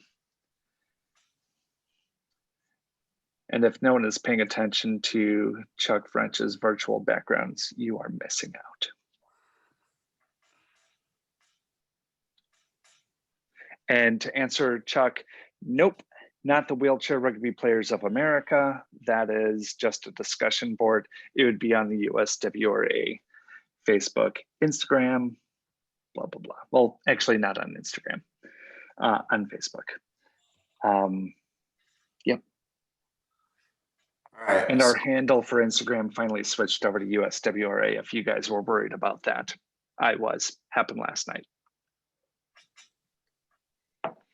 All right, doesn't look like anybody wants to beat up Dave and Bob here, so let's move on to Mandy. All right, this is Bob. I'm gonna sign off then, and thanks for having me a part of your meeting. Take care. Bye. Have a safe Safe trip, flight, Bob. Thanks, Bob. All All right, Mandy, right. Yeah, can you hear me now? Everything good? sound good. Okay, good deal. I will keep my portion brief. As everybody knows, my report is in the file. I do want to express a continued thanks to the league for working together, the transparency that goes on between the two organizations, but mainly with the things that came down from the IWRF and from the USOPC with regards to classification, your cooperation in the matters, and a continued thank you to Amy and Petra and Anne and the board for continued meetings on that. So we appreciate that as we go through. You know, the big things for us this year is we had to get super creative on how we were going to have training camp, knowing that we needed to come together safely and there was going to be a process in which that happened. We were able to go through, you know, Zoom meetings, multiple Zoom meetings, Zoom training camps, which at a certain time became redundant, but we had to get creative and did just that. Once we finally were able to get back together as a group, I was very proud of the Return to Train committee that we put together, comprised of our athlete leadership, within USAWR, and then also through Lakeshore, who met on a weekly basis to go through and build up a great set of protocols that eventually were praised by the USOPC. And Jim Murdoch was able to sit on the national governing body call and present that him, I think USA Golf and one other Olympic sport presented their protocols because of the robust information that was there and the time and care that was taken to bring the team back together. And since then, since January, we've held a training camp once a month for the last few months, and we've had great compliance and cooperation with our athletes, with our staff. And to date, we have not had a positive COVID test nor incident. And so I'm very proud of that. Moving into this season, we were able to elevate, our different social media platforms. We needed to work on that. And that was partly because that fell on my lap for a little bit and I am not social media savvy. So Lakeshore was able to pick up that portion of it, and their social media team was able to really help us elevate that. In addition to what was mentioned earlier, our captain's chat, several series that were added. Those were huge and got some of the most plays and views this year. So thanks to the involvement of our athletes as well. After the postponement of the games, even though we put it out there on the website and through social media, I wanted to remind everyone of why we didn't host a selection camp this year. Through the meetings and the guidance from the USOPC, it was stated that any team who had nominated their team in full or part, which we had naminated our team in part, meaning that we had nominated the training squad, we were not supposed to replace any of those athletes. That was to be kept intact. The only time we would replace an athlete is if someone chose to step away, then we would move to our athlete replacement policy. So I just want to make sure that everybody was aware of that. One of the other big things we have gone through this year as an organization with Lakeshore Foundation is our transition from an HPMO, which is a high performance management organization, to a Paralympic sport organization. For those of you that are familiar with the Ted Stevens Olympic and Amateur Sports Act, in the act, they only mention national governing bodies and Paralympic sport organizations. For that reason, the USOPC stated that all 5 HPMOs, there's only 5 in the Paralympic movement, would have to undergo a Paralympic sport organization process, an application, hearings, which were made public, and then a very thorough audit in order to become certified as the Paralympic sport organization. And in a quadrennial, over a course of 4 years, we will, once we get the certification as the Paralympic sport organization, we will have to go through certain audits to keep and meet certain standards to keep that certification. So it's not a one and done type thing. We'll have to Lakeshore will have to continue to meet those requirements to keep the certification. Jen Allred, my boss and chief program officer, is on the call, and we both are, can answer questions about that.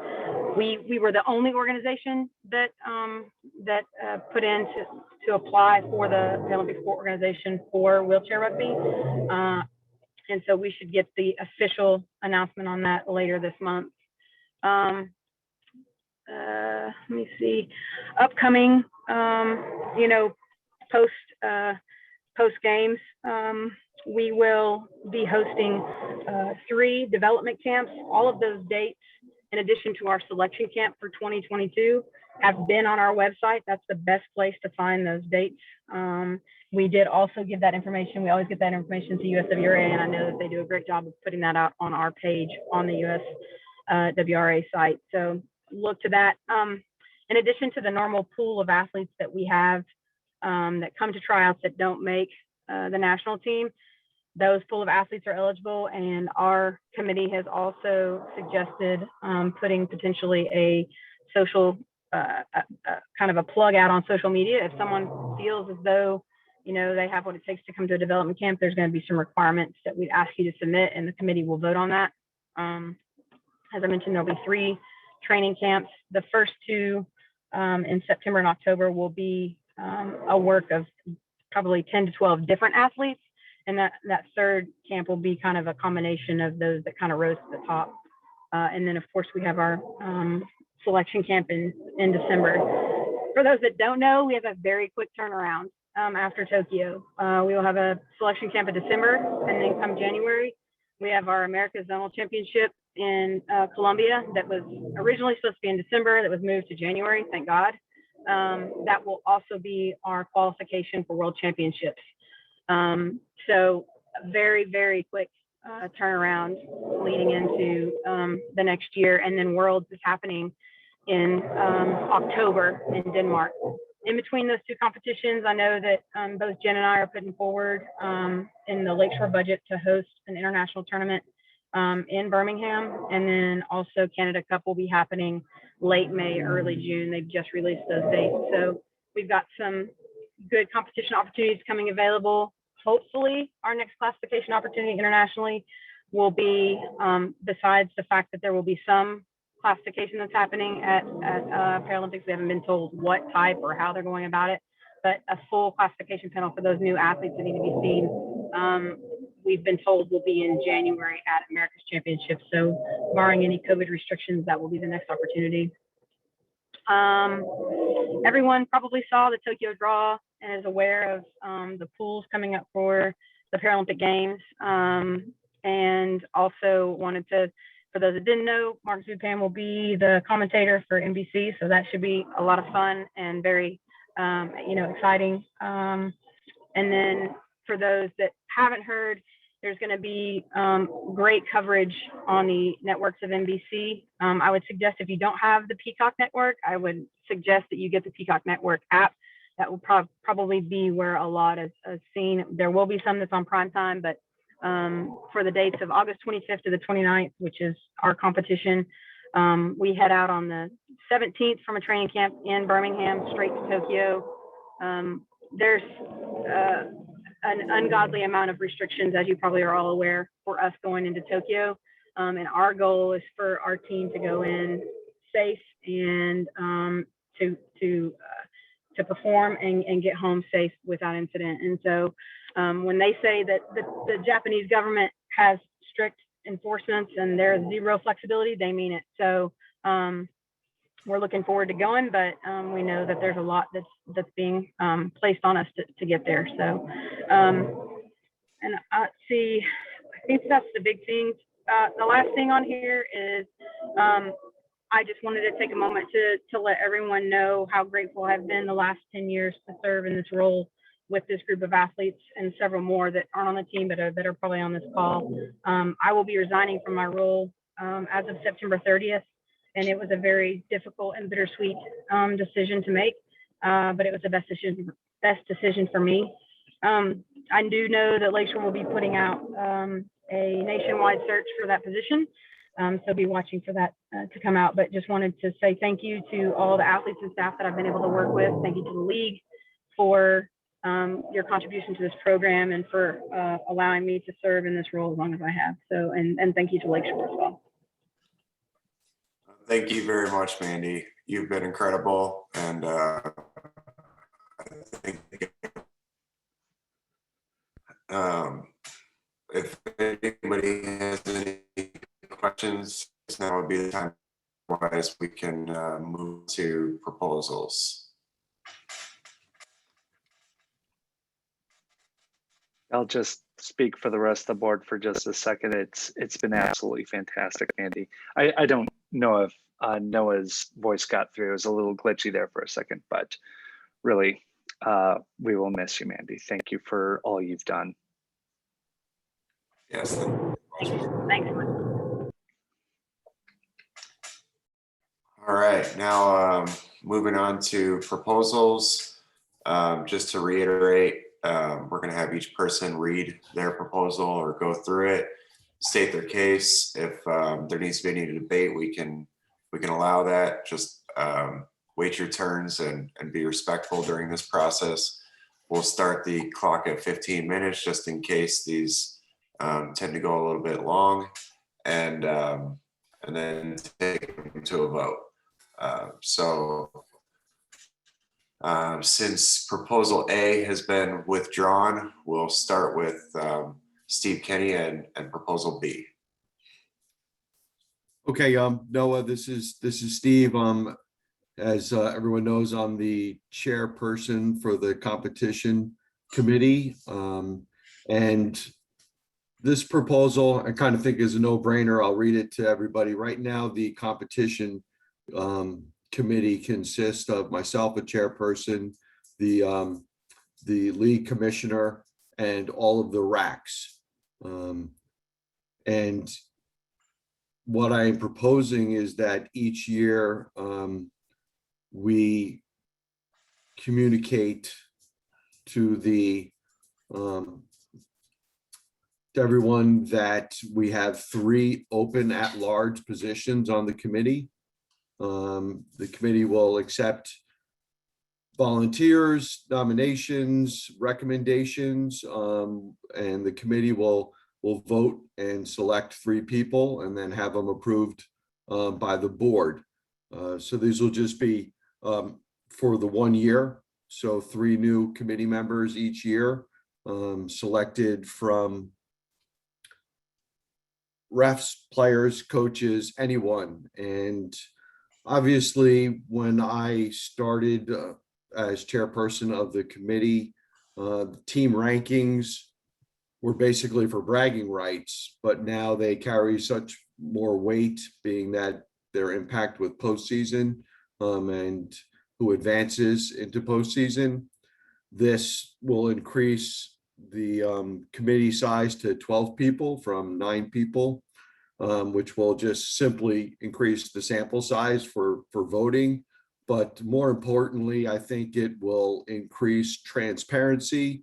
It'll allow new individuals to get involved with the league for the year, and then we can rotate and vote for new members the following year. Again, getting more people involved, increasing transparency, and making our team rankings basically the best that they could be. It's not a perfect science, but I think with the actual reduction in racks going from 8 to 7, so our committee was actually going to be getting smaller. This will allow our community to just get a little bit larger and get a little bit more input from, hopefully, as a committee, we'll choose where we lack as RACs or existing committee members, whether we need more representation from Division III teams, or we need better representation from geographically teams that that we don't have represented. It'll give us more input. So I hope you will all vote for it. If anybody has any questions, I'd be happy to answer. All right. Just trying to flip through the pages here to see if anybody's got anything to say. If you do, unmute yourself. Just try not to talk over each other if there's more than one person.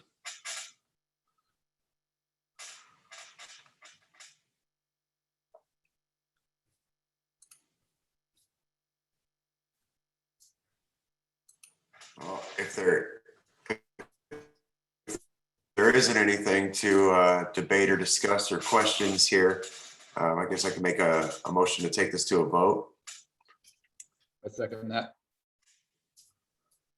Mike, can you pop up the vote for us? Everybody's gonna have 60 seconds. Probably won't take that, but you got a minute here once it pops up. So what we'll do is we will do one more test run because we have some stragglers that have joined us. The only folks that can vote are team reps. There's no duplication. You can only vote once per profile. So that being said, if you have any problems in the next 60 seconds, let me know, but this will be the test run. And we need everyone to vote. And here it goes.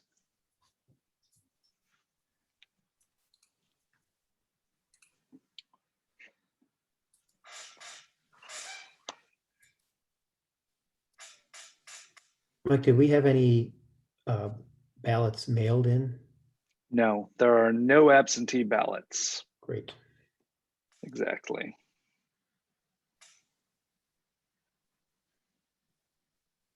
How many proxies do we have?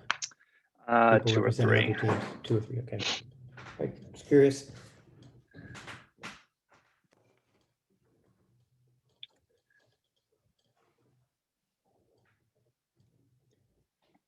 And James, you just rejoined us.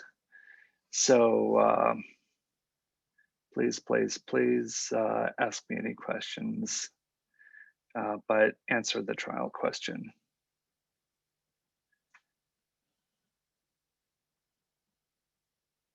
Mike, you got it sent to like the classifiers too. Do you just not want us to answer? Correct. And if there's any close vote, what I'll do is I'll go through and look at the report and see if someone errantly put something in. So I think we should be good here. Chuck French, I'm always trying to suppress the vote. It's my favorite. And the poll is ended. And here are the results. 5 of you are independent thinkers. Good on ya. And I have the results downloaded. Okay, so we will do proposition or proposal B, the competition committee. We'll give you guys 60 seconds since this is your first real vote. And here we go.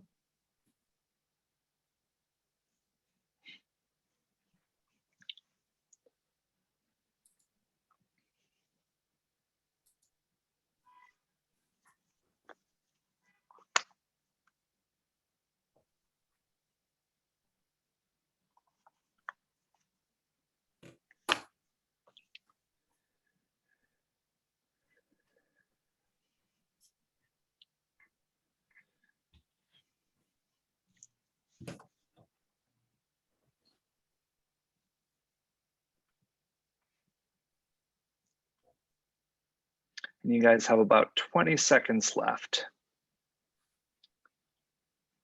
Is anyone having any difficulty?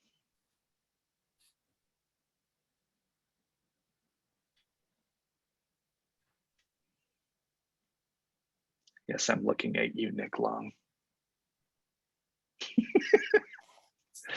Make one mistake in 20 years. Yeah, I'll there's remember it. 4 proposals. I think we can wait the whole minute for those 4 minutes. Yeah. Just in case. Okay, I'll give you guys about 5 more seconds just for giggles. All right. And the results. This passed overwhelmingly. So there will be a competition committee at large. There will be representatives selected, and thank you for voting. All right, moving on to proposal C, which I believe Amy is going to be taking charge of for Steve Curley. I know Steve put this together with several people, and obviously the purpose of this proposal is that the age and gender deductions need to move out of classification into competition rules. So Steve had said he wanted to keep it very simple. So what he is proposing, or the group of them is proposing, is that for a female player, instead of going with deductions, they're going to go with additions. So for every female player, they get an extra 0.5 on the court.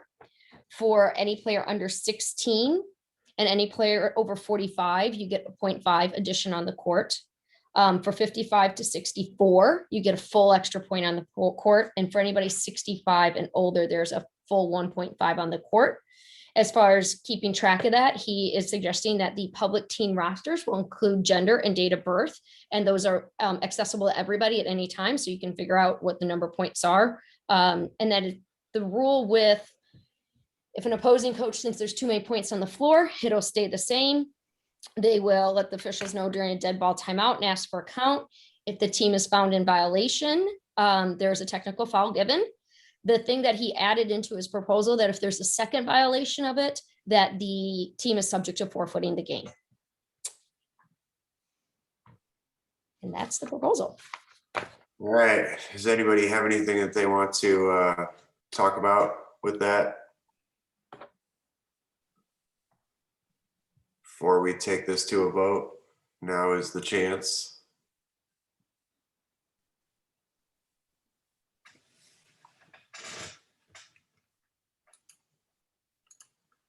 Oh, we're making it easy this year. There's still time, Noah. You know what? I think it's worth noting the point adjustments have not changed at all in this rule. It's just how we're representing them. So no additional people are getting deductions based on, or any less people are getting deductions or additions based on this new rule. This is really just something we have to do in order to get in compliance with what the IPC wants us to do for IWRF compliance. I do want to clarify one thing, Dave, and correct me if I'm wrong, but I actually think that it is a little bit different in that historically people couldn't go below what was considered a 0.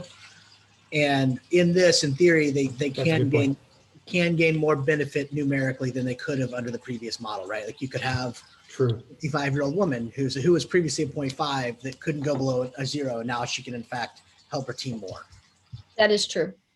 Right. And to answer Chuck's question, he put in gender question mark. The gender that's on there is because a female currently gets a 0.5 deduction. So it'll just be a 0.5 addition for females.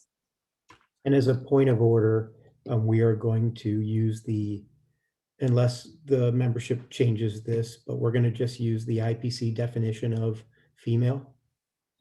And if there is some reason to change that, then we will do that. There's a set of rules around gender identification for Paralympic play.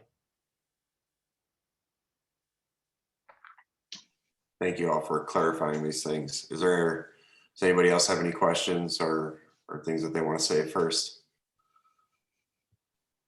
My only question would be, how would this interact then with the proposal to eliminate the player cards? How would the two work together? Yeah, I have that addressed in the player card proposal. What Steve is suggesting here, and we can talk about what's on the master list, is that all the rosters are available publicly on the USWRA site.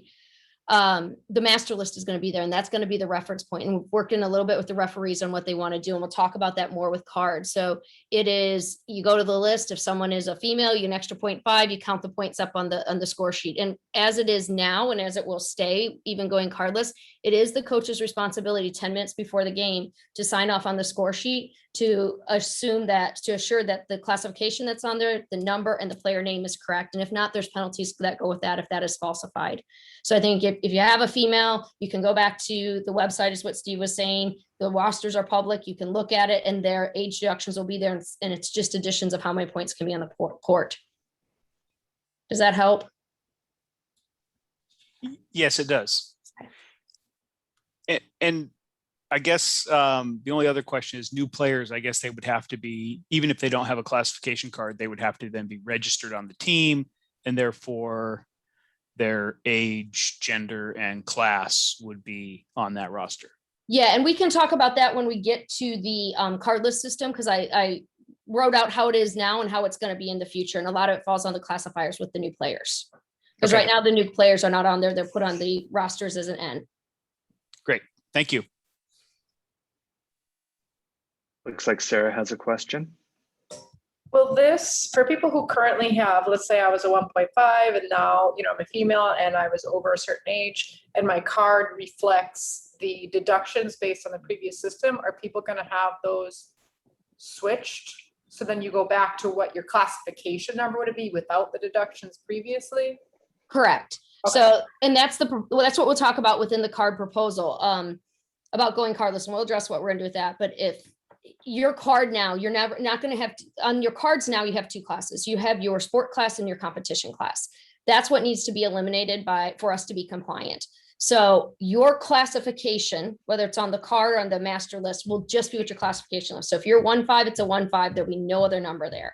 Then what it's doing is taking the deductions, which are now turning into additions, and putting it into the competition rules. So if you're a 1.5 and you're female, your team can have up an extra 0.5 on the court. So they can have 8.5 points on the court, and so on and so forth. It's just taking that off what is now the card or out of the classification system. I think that makes sense. Would those effects go into season for this season on the new master list that you were talking about earlier, right? Because that all goes into effect this fall, correct? Correct. Everything that was part of the deal with all the things we had to change. We had to do the IWRF superseding USWRA, and we had to do taking the deductions out of classification this fall. And now we have an additional year to look at adopting the IWRF rules and making the procedural parts of IWRF work for our country. Perfect. Thanks.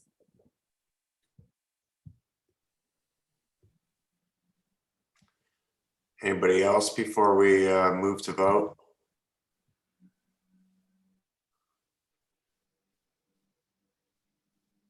If not, then I'll make a motion to vote. Second. All right, Mike, you ready? We'll give another 60 seconds once it appears. You betcha. All right, here we go, folks. Please say something if you have any difficulties. And don't vote if you're not supposed to vote. Correct, because I will find out.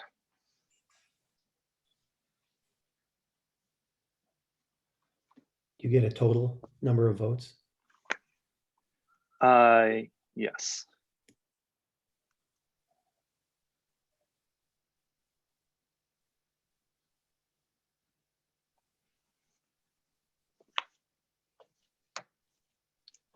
Okay, we'll give everyone about 25 seconds.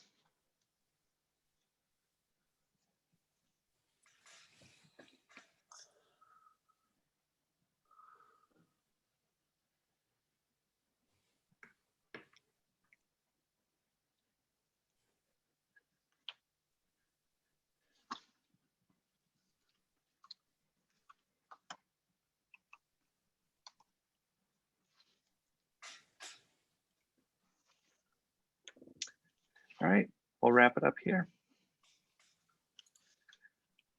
This proposal did indeed pass. So 37 yes,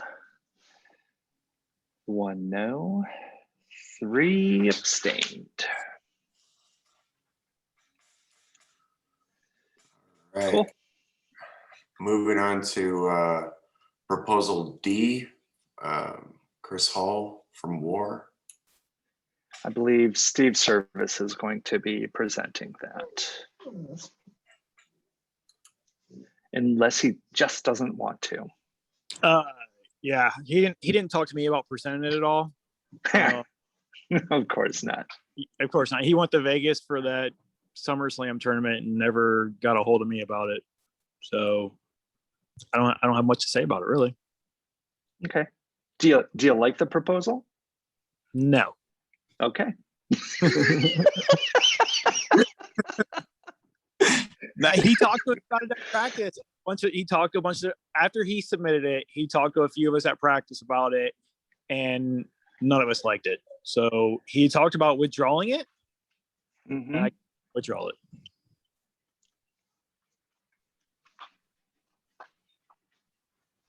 So are you, sorry, you trailed off there. Are you withdrawing it, or would you prefer let's just put it to a vote.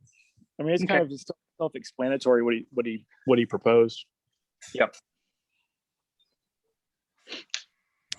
All right, well then. I thought for sure this would get a lot of discussion. I mean, I don't really have a horse in the race. You know, it's easier to enforce if there is no residence rules. But, you know, I think the reason that we ended up having residence rules was not having residence rules almost killed basketball. And there was a concern that might happen to our sport being smaller. So I agree with that part of it, Dave. That was our biggest thing. Like, we didn't want to see, 2 or 3 super teams, say it's, a bunch of the USA players get together and they make 2 or 3 super teams, right? And it just kills the sport, because how are you going to compete with that? we've seen teams disappear because their best player leaves and goes someplace else. Right. Right. I mean, look at what TNT, when Ernie left, they kind of just said, well, we're done. And that was the end of that. I've seen it happen a number of times where guys just, Ernie was going to work his way to USA, and absolutely acceptable. He did his transfer properly. Everything worked out for him. He's been on the team for a long time, but it can be devastating. But I also understand that, there are hoops that people have to jump through that can be difficult. I know one player who isn't playing because he couldn't meet the standards of providing the right documentation, because he was, I don't want to get into the insurance fraud portion of it, but most people find a way to do what they need to do, whether it's within the spirit of the rule or not. Right. Since I am the team rep, I'm not the one who proposed it. Can I withdraw it since I am the team rep? I don't think. I mean, so. that's a member makes up does that, not a team. Generally, it's a person has to sponsor a change. Gotcha. We probably should still briefly allow some discussion, since this is probably the most controversial one this year. Does anyone else have any thoughts out there? And again, if you're unfamiliar with it, give it a quick skim while we're waiting. Also, while we're waiting for somebody else to speak up, Bob Lopez talked about this a little bit in his interview, how it seems like every year there's a proposal that comes up around residents. So I think his idea is good, that there should be possibly a committee that's spun up to kind of get the pulse of the league and see what the appetite is for what level of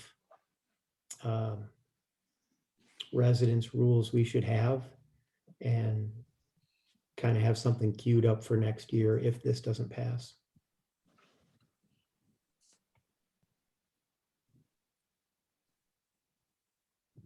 And it, without having Chris on this call to, work through the conversation and what his reasoning or ideas were, I feel like you're right on there, Dave, with having a committee and just keeping this conversation going and thinking through some of the changes that can be made. Is there someone on the call who's in support of this that could speak to why they think that it's a positive thing? Because I feel like we should hear that side of it.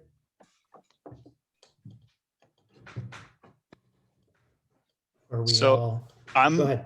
I'm relatively new to this whole wheelchair rugby thing. My son's only participated for the last 2 seasons, 3, but the one that was canceled. And just from my own observations, I think that the transfer restriction fundamentally has some problems in requiring players to play in their local geography. You know, let's say they're more of a Division III player, and the team in their local area is a Division I team. If they have an opportunity to go participate with another team, I think they should be free to do that, so they can play and develop and learn. So I guess from my perspective, I hear the concern about super teams, and maybe that can be addressed with something similar to the international player rule, where USA rugby players, there can only be one on a team, you know, some sort of control in that regard. But I would hate to see somebody who lives in Colorado not be able to participate because unlike Phoenix, which has a team and a B team, you have one, you know, high functioning team. And how do they develop new players in that geography? And if they have an opportunity to go someplace else and play, however they work that out, I think they should be free to do that. So that's my only position in support of this proposal. I just wanted to say one thing, which is I want to make sure that everybody in the call knows what our current residency rules are. So, and what you bring up is a great point. As it stands right now, a player can absolutely do that. All they have to do is get permission from their coach to transfer, and they can transfer out. So in order to transfer, There's also a duration portion. right? They If have you to play be with your the team for for- 2 years, so like the situation I think with your it's son, he would be 3. eligible to transfer out as long as his coach approved. I thought it was after 2 years. Am I wrong? Is it 3? I think it's 3 years. 3 years. Okay, after 3 years, a player is eligible to transfer and play with any team as long as their coach approves that transfer. This is and it was written specifically for that reason. So a player who was maybe not as strong on their team could be successful on another team. This is really a rule that would allow the best players to transfer on teams without the coach's permission. So it addresses a different need.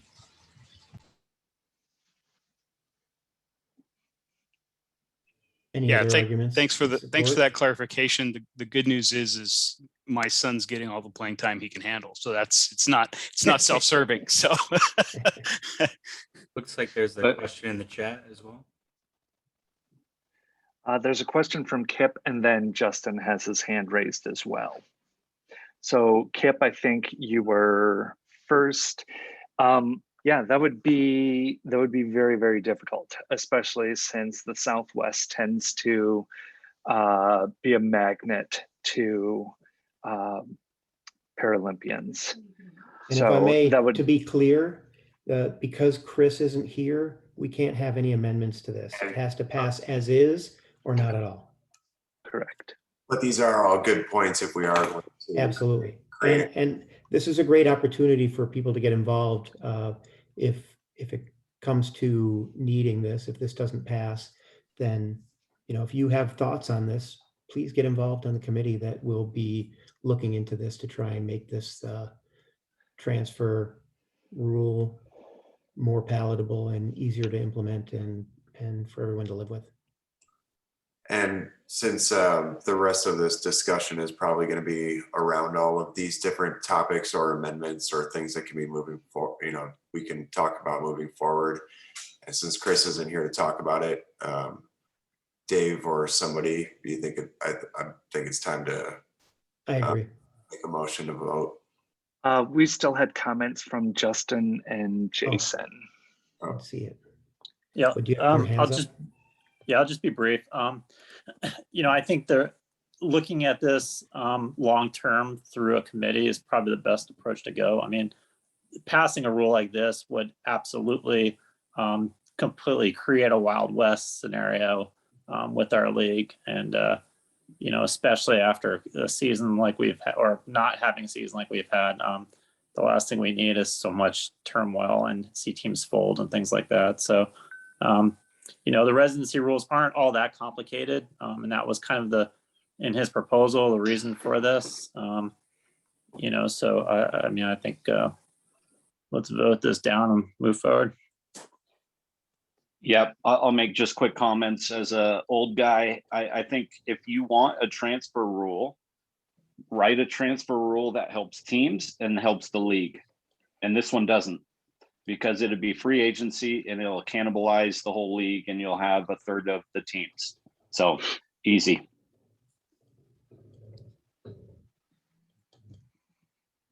All right. Motion to vote. Second. Okay.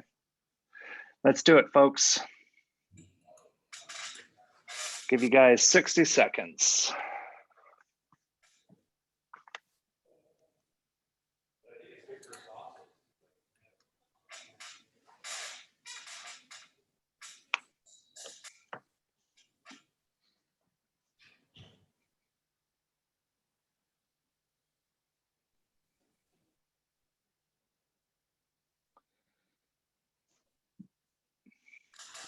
About 30 seconds left, folks.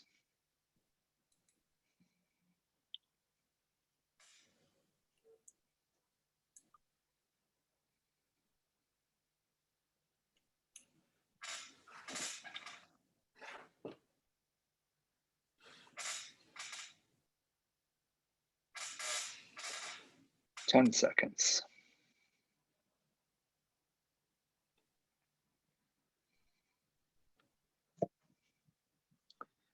And the voting is closed.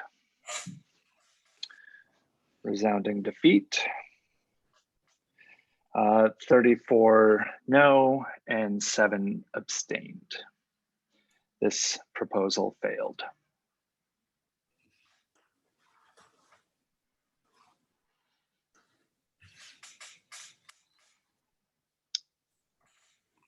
All right. Next order of business is elections. So since we've already given the opportunity for people to ask questions to Dave and Bob while Bob was still on the call, I think, and because Second Vice President Daniel and Treasurer Sid are running unopposed, we can probably just go straight to a vote on each one of these. So we can start with the commissioner position. Mike, can you cue a vote for that? Yep. Usually you give the candidates an opportunity to speak, but because Bob's not here to speak, I am not going to speak either.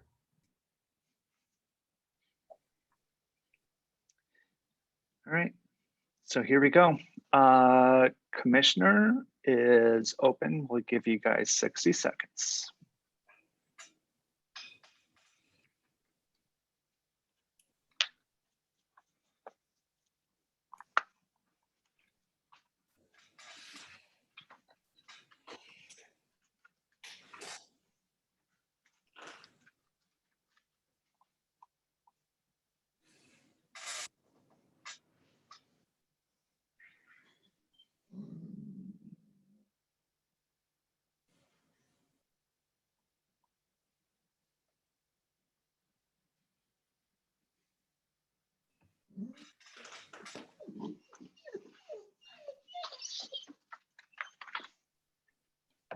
Got a squeaky dog over here. Give you guys about 20 more seconds, okay?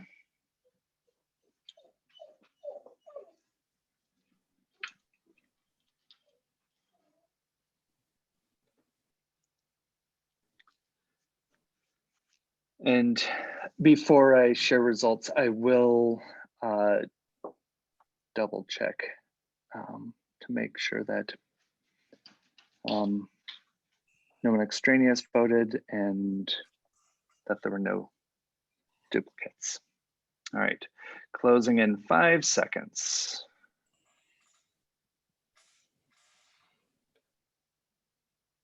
And we are closed. I'll look at the report real quick. Apologize for the wait, folks. It is a close vote.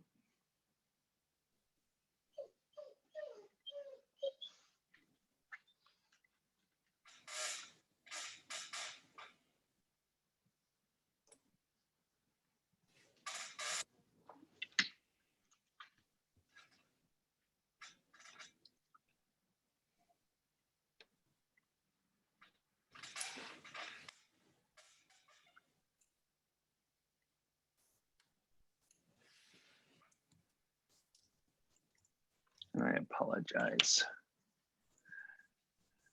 There's nothing hinky going on. It's just when it gives me reports, it gives me all the proposals all together and puts them through sporadically. We don't So want another Oscars moment. no. And I'm sorry for the additional drama. That's not what I'm looking for. It's not that big a deal anyway when it comes right down to it. The league's in good hands either way, as far as I'm concerned. Not trauma, it's suspense.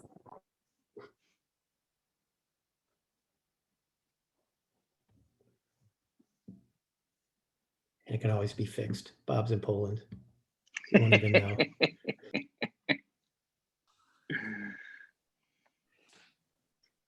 Oh, this is why it's being a stinker. Sorry.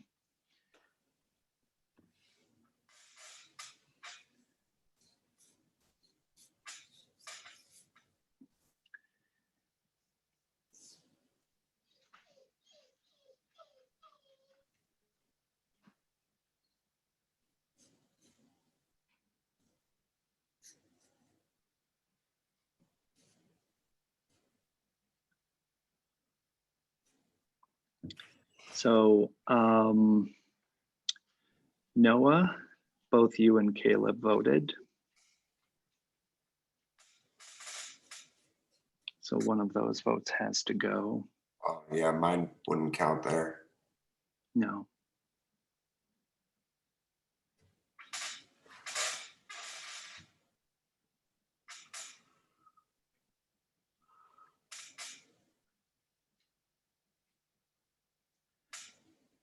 And I believe that is it. So one vote does indeed get tossed, which doesn't have an effect on the results. Bob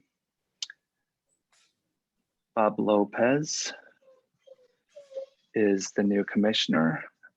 The vote total is actually 18 to 20 to 2. So that is the final vote there. Something that really needs to be said is that Dave has gone above and beyond over these past, was it 8 years or 10 years, Dave? 8. And I don't think that enough people know how much Dave has done for our league and its integrity, not to mention all the behind the scenes stuff that does not end up getting shared with everyone. So as Dave said, we are in good hands, but we've been in good hands for a long time. So thank you very much, Dave. Really appreciate everything you've done for us. Thanks. And looking forward to continue working with you on registration. I think Bob will be a good commissioner. So, like I said, I'm going to stick around, make sure this registration thing goes through okay, and I won't disappear. You can still lean on me. Yeah. All right, let's do the easy ones. Okay, let's do it. So we've got, let's do treasurer. We'll give you guys about 30 seconds to get that one done, okay? If you really don't like what someone is doing or you feel like you don't have an opinion, you can always abstain. So here we go.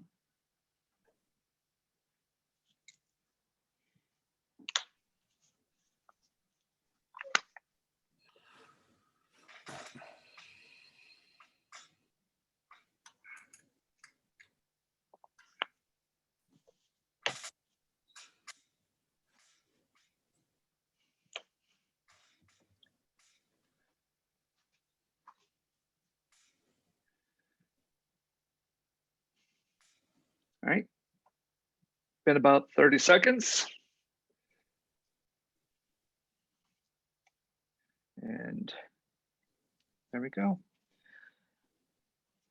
We've got a SID.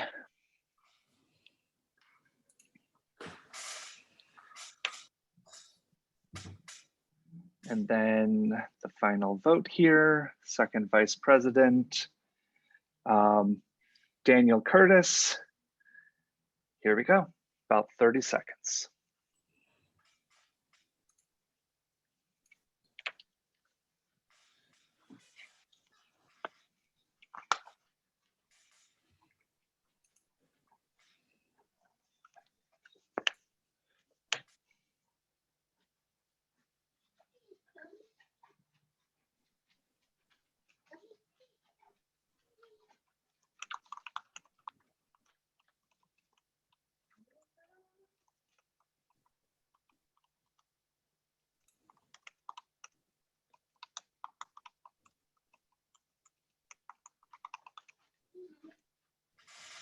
All right.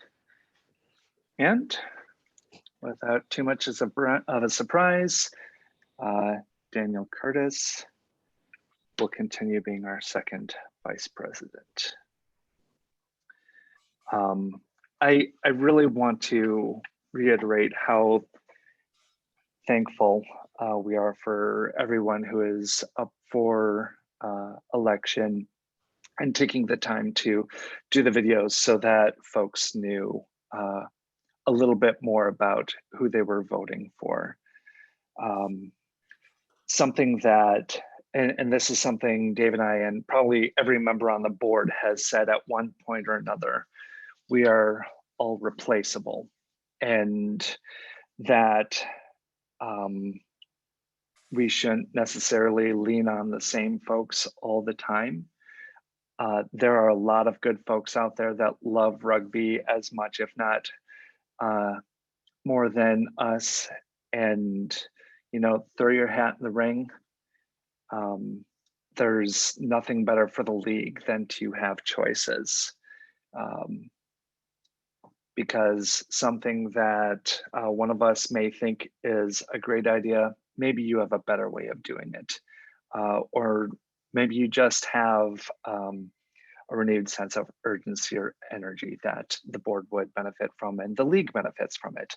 So that being said, thank you again for everything from the candidates, especially Dave. Thank you very much, sir.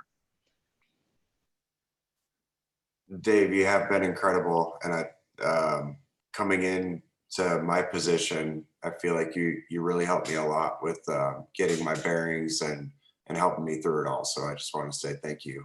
It's been awesome. You call me anytime. And I also want to say that the positive feedback that we as board members get from you, the membership, when it comes, that's the fuel that keeps us here and keeps us working hard for the league, because just a small amount of appreciation really makes a difference. So I want to thank everybody who's done anything to encourage me over the past 8 years. Thank you. All right, I'm done. Move on. Now we can move on to new business. Most of these items are all going to be talked through by Mike Klanowski, and we can have some discussion here, but at the same time, these aren't really items that are up for any sort of debate or anything. We're just basically talking through some new business items. So we'll let Mike talk through these, and then we'll get into closing remarks. Cool. So the first item, we were thankful to have an item brought up by a member for discussion with new business.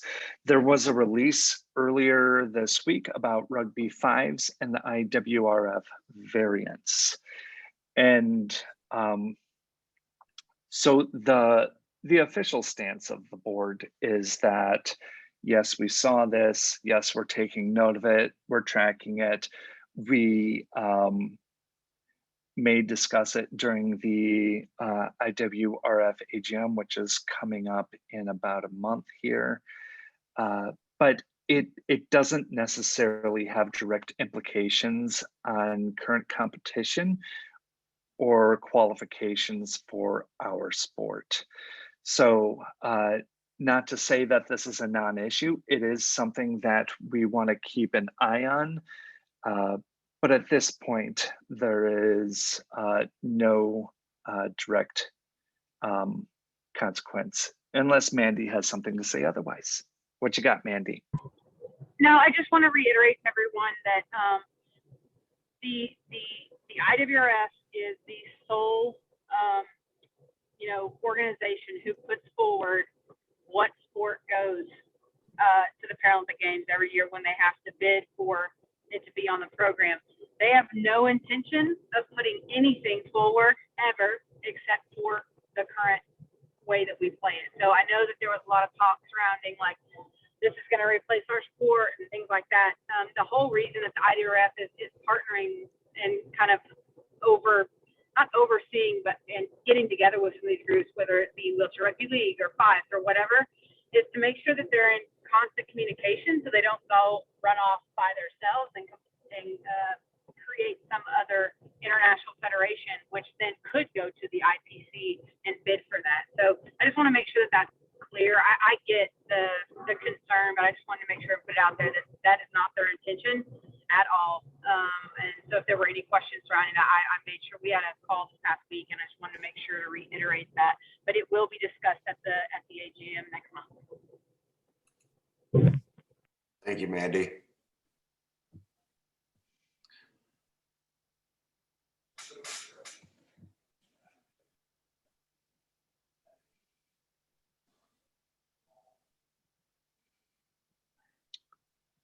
Anyone else have any comments, questions, concerns?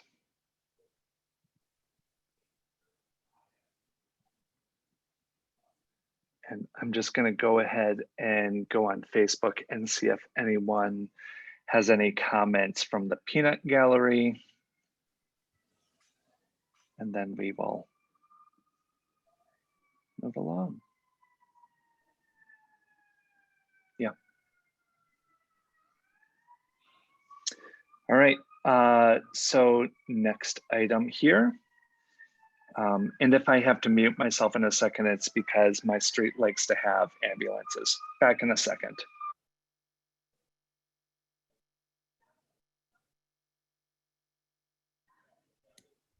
We need elevator music for this part. Yep. All right, pitter patter. So registration changes, I've pretty much talked about all this. What I'd like to do, Chris Hildebrandt from Western New York reached out and had some questions or concerns about the way we do background checks. And I think he brings some real valid points that we make sure that background checks are doing what we want them to do, which is actually limiting folks that could harm folks and not just separating individuals that have had previous run-ins with the law. The major area of focus is sexual predators would be a topic that would be very important to everyone in the league and protecting our membership. So more to come on that. Cardless classification practices, Amy and Petra and Anne have already talked about this. We will be going cardless this fall. There will likely be some sort of hiccup or hiccups. Please don't feel bad about reaching out. The last thing we want you to do is stew in silence. We need to make sure that your feedback is heard. So I'm always available to hear your thoughts. So thank you. Like, did you want us to go over some of the highlights of that document we sent out today for folks? Sure. That would be fantastic. Thank you. Okay. Just to highlight a couple things, and I have Ann and Petra still on with me, is we are going cardless this fall. The USWRA master list that we talked about is going to have what it's always had, which is the sport class and the sport class status. So are you confirmed? Are you an R? All those things will be on there. The one thing that we talked about to make it easier for you guys is IWRF supersedes USWRA. The IWRF master list is on the IWRF site. But to make it easier for everybody, once registration is closed, everyone that has an IWRF class, which is the superseding, if you guys have athletes for other countries, we are going to make a line at the bottom that says IWRF valid classes for this season, and just copy what's on the IWRF master list onto the USWRA master list for the season. So you guys will have one place quick to reference, but you definitely use both master list. The change in process with classification, the classification itself isn't being changed. Okay, so you'll first come in.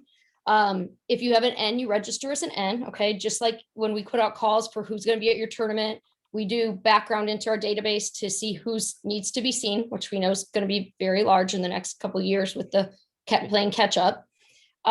You'll come in, you'll sign your consents. We'll do the physical test. We'll do the technical assessment. Off of that, you get your entry sport class and entry sport class status. At that time is when we give you a card. What we're going to do now is we'll inform the athlete what they are playing as, and it's going to be the classifier's responsibility to then go to the score sheet, put in what that entry sport class is, initial, date, and time it. Okay. After we watch your observation part of it, we come back. We usually tell you guys, hey, you're good. You are 2.5 or 2.0, whatever it is. But if we watch it and there's some questions, we call you back in. Whenever we have your final sport class, we'll also go back and initial the score sheet and write it in. So if there's a change, it'll be on there. Everything will be dated and timed. Starting probably, I think, Mike, you can help me. I think it was like 2019 we started. We've always posted the official classification results outside of the classification area, close to the gym. And Mike actually had that a couple of years ago. Can you guys just take a picture for that when it's all done, or send it to me, and it gets posted with the results of the tournament? So that will continue. The new thing will be that sheet will also go, all your guys' information, all the notes we take, all the muscle tests, that gets sent to the database coordinator, who right now is Cindy Ellis, and she does an amazing job, and she manually inputs that all into our spreadsheet Microsoft Access system. She will still continue to do that. We'll make sure Mike gets a copy of it. And then the assistant head of classification, who's Petra, is going to get a copy of it. And our goal is within 1 week, within 1 week to put it on the master list. Update the USWRA master list so it'll be up to date very quickly. Sometimes it doesn't always get up to date in the past, but since it is the main realm now of confirming everything, we will get you guys on there immediately after the tournament. If there's a delay, we'll make sure we post that as well. At the tournament, we kind of touched on this a little bit ago. The USWRA master list will be there to confirm athletes, confirm the class. The refs has access to that when they're counting points. The other big thing I want to say is, like, when Mike and I talked about this, and I want to thank Mike and Petra and Ann and Joe and Karen for really helping put some of this document together for today. I was really back and forth on this about going card or cardless. In the end, it came down to a couple of things for me. First of all, it is the safety committee's recommendation. We need things that aren't as germy. The cards are gross. And I think going into a season where money is going to be a challenge for some teams, this is going to save everybody money, because you're no longer going to have to pay for classification. The classification fees that you guys paid were for the cards and our supplies. So that fee goes away. I can't tell you at tournaments how many times I have to charge athletes for a replacement card or a temporary card. Those fees will go away because there's no cards. Okay. When you show up to classification, we always needed a picture, and I can't tell you how many times people forgot pictures. Then we couldn't give them their cards. You don't need pictures anymore. The only thing you're gonna have to show up with is a valid government issued ID, so we can confirm the correct spelling of your name for a database and your date of birth along with that, and verify the person's identity. So I think it will help with saving cards. The other thing from a classifier standpoint is, at every tournament we ask that we're at, we collect cards, we check the cards against our database, make sure they're up to date, make sure all the classifiers' names are right, that have seen you, and make sure it's the same as the database information has gotten put on your card correctly. We are not going to have to do that anymore, because everything's coming from our database and where you guys are at. So it's going to give us more time to spend with you guys as athletes and get more athletes seen. So that's kind of the gist of it. If you guys have questions or suggestions, like Mike said, about the process, please reach out to us. And I think there will be some bumps. If there is bumps in the road, we'll deal with them as we come across. International is going cardless as well. I know the games in Tokyo are cardless. And that's it. Does anyone have questions? Okay, good question. In the chat box, Sarah says, is there a different process to replace the process of placing the cards on the table to count the players' cards on the score table? So I skipped over that. We talked about it a little bit earlier. So the players on the court, when the coaches, it really puts the responsibility on the coaches, as it's always been there, but it's even more now, is that when that coach signs off, the class is on there. So on the score sheet is your number, your name, and your classification. Once that coach signs off, that he's saying that all of that is accurate. Okay. It's then their responsibility for the players that go on the court. We did talk about a little bit what basketball does, where they star their starters, but in the current scorekeeping, it is not indicated who the starters are. And every time there's a substitution made, it's not documented on the current score sheet system. As far as a kind of in addition to this is the substitution thing. Substitutions will remain the same. The only thing that'll be is you won't put the card on the table. You will come to the substitution box and it'll continue as normal. You're just not going to have the card on the table. Again, we don't record on our score sheets now that so-and-so subbed in for so-and-so. So it won't be a problem with changing in our scoring system. Does that help answer the question?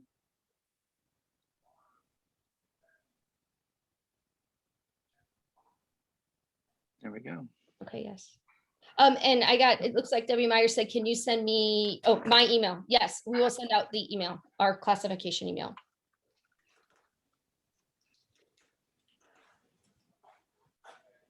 Anyone else?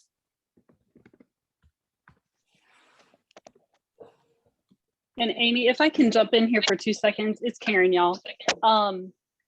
Just as an FYI, we are going to have coaches go ahead and mark who the starters are, and just so that they're on the score sheet. And once they're marked, it's going to be just like the rules state. You cannot change your starter unless there's an illness or injury. Sorry, my sound was doing silly things. Karen, I'll correct that up before Mike posts this on there on this procedure, that we will mark the starters. Thank you. Any additional questions about that topic, folks?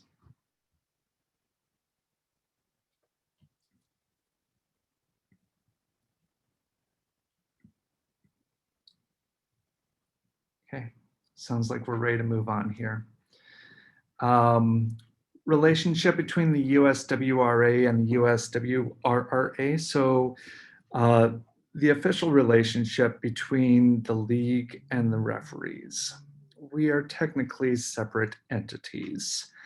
Something that has come up as a topic of discussion is reuniting the organizations, and doing so in a manner that would still allow for independence of control over staffing and quality control and training that going underneath the refs still. So kind of like the best of both worlds, putting things together again under one centralized location, but still having autonomy for the referees. So this will likely be a conversation that is ongoing over the next several weeks, months. We will likely reach out to the membership for assistance with this, as it will probably affect the Constitution and bylaws, which will bring me into my next topic, but I just wanted to give you guys a chance to speak before I go down that rabbit hole. And Odie had a question for the classifiers. Do you see that, Amy and Petra?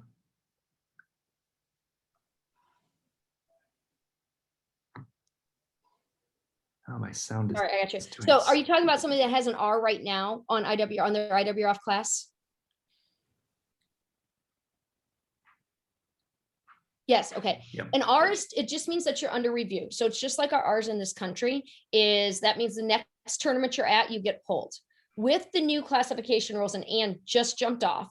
No, I'm back on. Oh, you're back on. Okay. I saw the Good. question. Thank you. So do you want to talk about what's going to happen with the R's and with the new addition of the rules for IWRF? Well,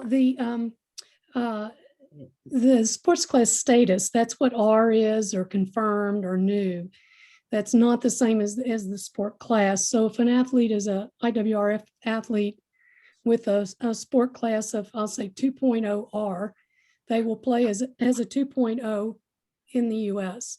But the IWRF is going to institute a new rule post Tokyo that if you have an R sport class status, you have to be seen by a panel internationally within, I think it's a 2-year period. And if you're not, then your sport class is no longer valid and you're considered classification not complete. So you have to turn up at a international panel before you can get a sport class back. So if there's an athlete that plays in the US that has an IWRF class with an R, and they don't get that taken care of, and they no longer have an IWRF sport class, then they would have to play with the US class.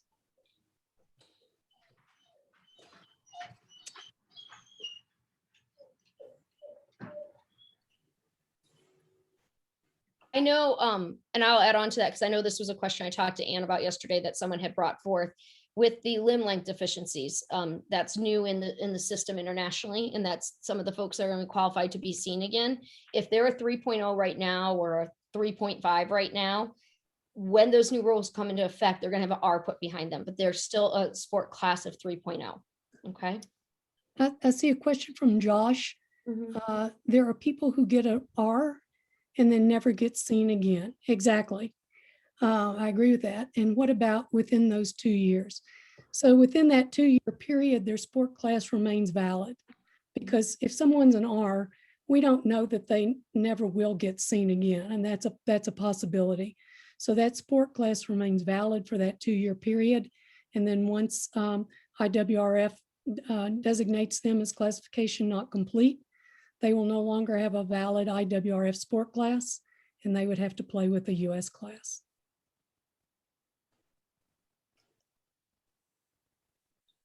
And again, since classification is brought up again, if you have the IWRF class and you don't have an intention of playing again, Petra is getting the form made up, and that link's going to be sent to all the team reps, and it will be on the website too. So let us know what you want to do by August 15th. And Petra did put in our classification email into the chat box for everybody.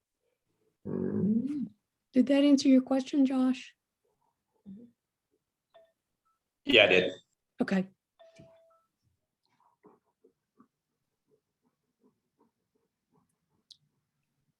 No, not everyone will see an IWRF panel in the States. We still have our USWRA classification system. The problem was through the years, it's changed. And when a person goes international, plays on an international team, gets an international class, we went back and forth in the sport on whether USWRA classes or USQRA classes at the time were dominant over IWRF. The rule we had up until we got called out by compliance was that it didn't matter if you had an IWRF class, if you had a USQRA class, that trumped it. That put us in non-compliance. So the only people that have to look at the IWRF class are the people that play internationally. Okay. So if you've been, okay, when I asked Greg, who is on the IWRF list, he said anybody that's ever been given a class by IWRF, and that will change when the registration system comes in. But right now, if you've been seen by an international panel, you have an IWRF class, because that class is valid forever, which again is changing when they get their membership stuff in, which is why he's offering the retirement option now. If someone was in the 2000 games and they're not playing internationally anymore and they want to come off of that list, they have the option to retire now, but not everyone will be seen by IWRF. Because if you're not playing internationally, you're not going to be seen by IWRF.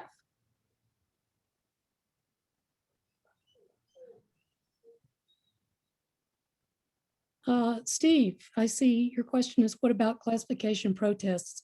great question. I was just about to speak to it, even if someone didn't ask that question. So that's great. Thank you for the question. If an athlete is playing in the US with an IWRF sport class, and there's some reason to believe that that athlete is not in the correct sport class, someone else could think that they're not in the right sport class.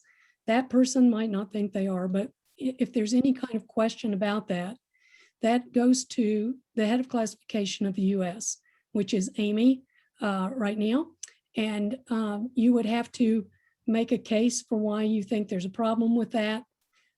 She would be watching that player. If she agreed with it, there being a problem with that, she would then reach out to the IWRF head of classification with her evidence for why the athlete may not be in the right sport class. And the IWRF would then follow up on lodging a protest.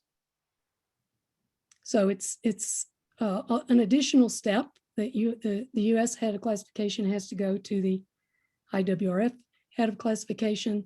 And there could be a time delay because that athlete may not turn up at an event where there is classification for some time, but there is a process, and it can still happen. And for athletes that only have their USWRA class, there's no change in the process this season.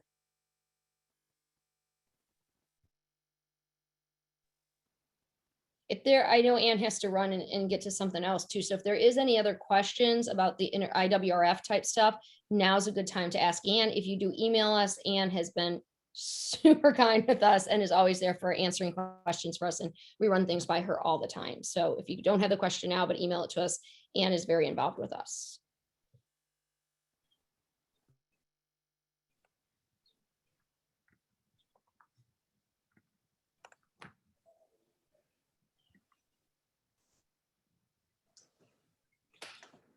No additional questions at this time? Okay. Bye, everybody. Thank you, Ann. Welcome. Thank you. Next up is Constitution and Bylaws modernization. Okay. So I don't know how well versed folks are in the Constitution and bylaws. And I've brought this up previously, but I think over the last several years, it's become more and more clear that it's not a great document. It's given us a framework and it's gotten us by, but could really deal with a bit of improvement. And when I say a bit of improvement, I don't mean like a spell check. I mean, we really need to put together a group and assess if this document is meeting our needs or not, find the sticking points. And then Dave actually brought up a great idea, bringing in someone to consult us with some expertise in writing Constitution and bylaws for nonprofits. Governance has sometimes been tricky and sticky, especially when it involved the appeals process, management of responsibilities and duties of the different leaders. I mean, all you have to do is look at the description of what the first, second vice presidents do, and it's sparse. There's not really a whole lot of muscle behind it, and enforcement of policies is barely existent. And it's not that I want to fulfill Chuck French's deepest fantasies of an authoritarian, oh my God, a dictatorship, for Christ's sake. No, it's more about setting things up that when the league says something, there's some teeth behind it, because otherwise this is a loose confederation of pickup teams. And if we do want to see our membership grow, if we want to see our league grow, if we want to have credibility when we're having discussions with other organizations, it really is important for us to restructure and tighten things up. This is not something that's going to happen once we all log off here and it's going to take 5 seconds. This is going to be a process. This is going to take work.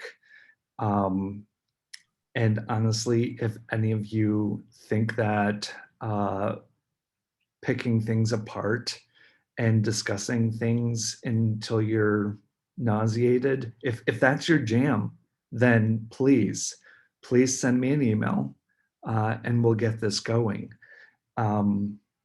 But really it is about the membership making sure that the structure and the intent of what we do is on the up and up, and that it not only helps us meet our needs now, but in perpetuity. So let's get together on those things. Like I said, send me a message, send me a text, and we'll have you jump in on this. If you don't volunteer, you know I'm going to be reaching out to everyone. Ryan Engelby would be a great person to have because I just appreciate his company in general. But click, clack, let's get to work. Sound good? Any questions, concerns?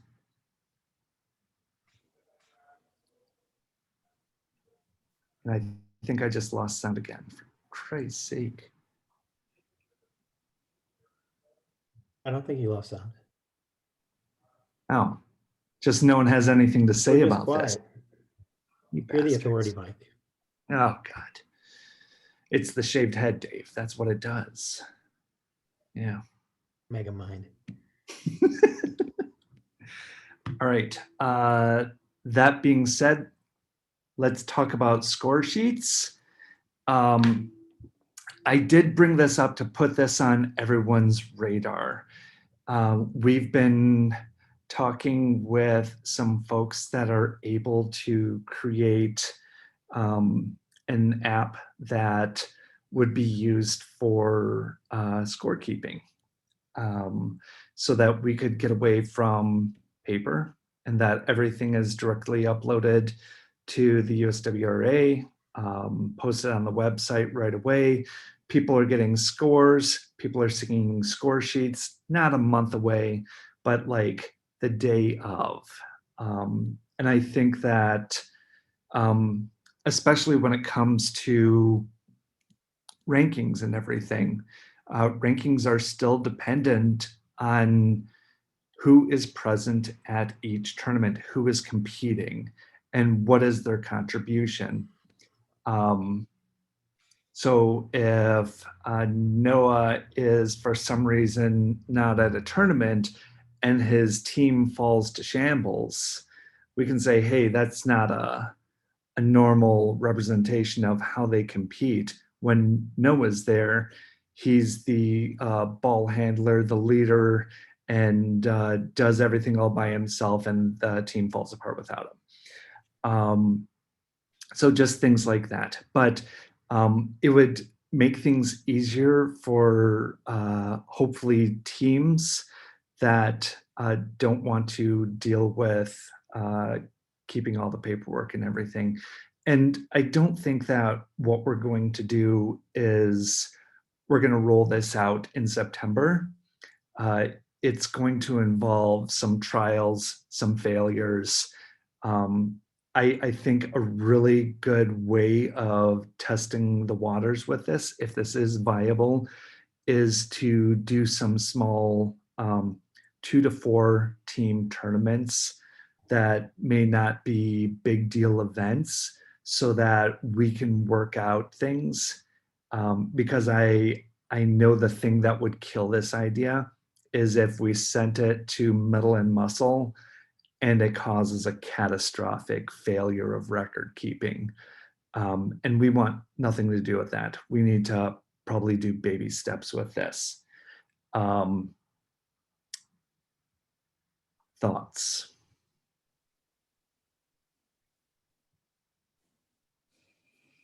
It's a fantastic idea. One way to pilot it could potentially be to provide it during a tournament, and each team can have a representative who, keeps score themselves and then compare it against the actual paper copy. And if you have, independent individuals collecting the data, you could get some validity if it works. I'm not a tech guy, but I was thinking about this a year and a half ago, just if I could come up with a way to help coaches as well. A simple iPad-based app that would enable them to, track plus minus turnovers, those sorts of things, get performance statistics on their own teams. But for rankings, I think it's a great idea. And yeah, if you guys have a web developer, I think it's great. Yeah, Or an app developer. Something that should be pointed out is that rosters can be preloaded into the app, so that when people are registering for a tournament, goes right in there. There's no gosh darn surprises. There is also an option for someone who's being rostered. Say something emergently happens, or they have to manage something personal, that can be changed on the form, where it's like, this guy was here, but he showed up in the second quarter, or this person had a rotator cuff tear and was unable to compete. There's also the ability to collect signatures from the coaches and the officiating staff. To go into what Chris was saying, yeah, you're correct. Finding an electric outlet sucks sometimes. They would be iPad based. And when I say iPad, I literally mean an Apple product. That's the only way of supporting this app at this time. That being said, the folks that we talked to about this, and this has been something that's been on our radar for a while, we just really haven't discussed it in the open much. It's been things we've talked about at monthly meetings. Is that, how do we ensure that people have the right stuff? How do we do the training? The folks that develop this app are much more on board with being responsive to our requests than they were a year ago. Like a year ago, they're like, no, this is hockey only. You could do these workarounds, but we're not changing anything. And the discussion I had with them in March, they were like, let us know what you want us to do. So there is potential for more customization than there was previously, which is why it may be more viable than it was over a year ago when it first popped on our radar. And yes, Sarah and Warren, good point. Paper and app at the same time. Let's compare. Let's get people comfortable with it. I think that getting rid of class cards is relatively simple compared to this. This is much more of an undertaking. And yes, there's so much with this new website that makes it so much easier for people to get information about classes or anything like that. Something that should be on your radar too is that when we do registration, we may restructure registration fees. And there may also be a way that an individual has a virtual membership card. So something that we were discussing is, you know, when someone shows up to a tournament, how do we know if they've registered, if they're protected by our insurance policy, that they've done all the things we want them to do before registration. On their phone, they will have a little identification thing and a QR code, and it'll let us know if someone has completed their registration. This is all a lot of stuff we've been talking about. And this will be fully fleshed out. There may be some things that may not be ready for launch this season. It may be more of a process. So be patient with us. We're not trying to pull the rug on anyone. We're just trying to give you a heads up that there are some possible changes that will really be nice for the league in the near future. Justin, I know that they've done some really big things with hockey, but I don't know about international competitions.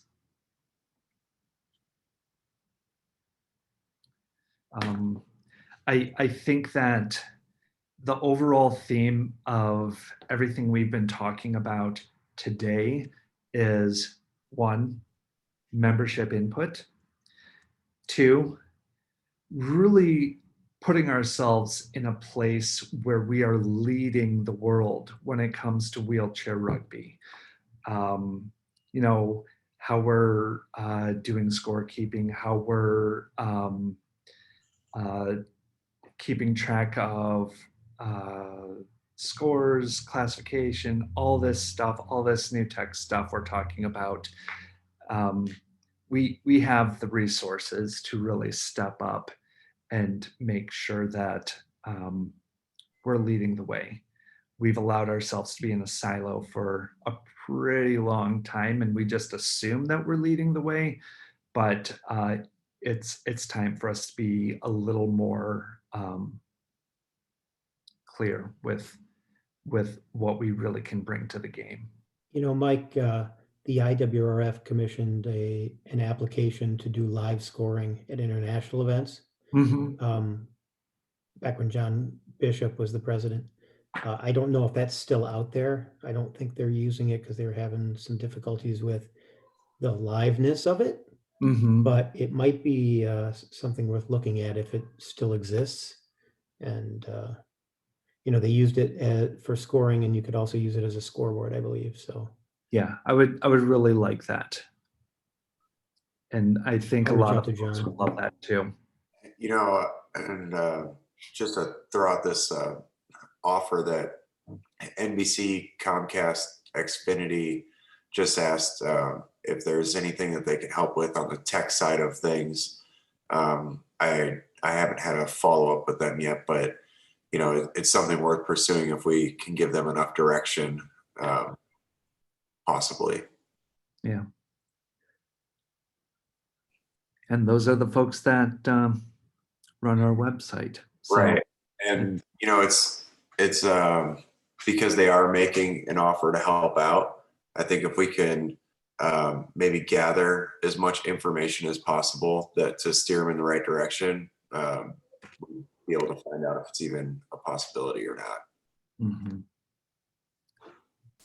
And Dan Caldwell actually sent me something for the NWBA, who, you know, I can just drag this over if I, there we go. This is what the QR and membership card look like.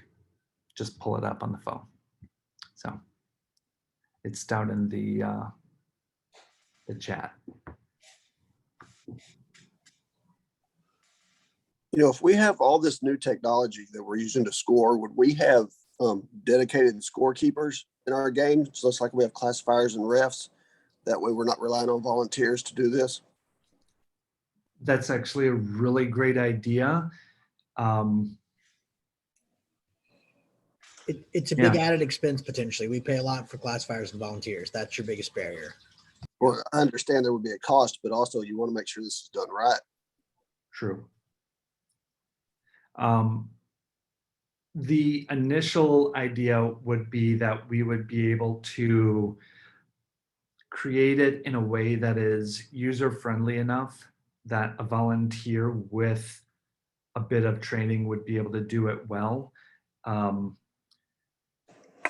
The cost is definitely a factor if we're talking about dedicated folks.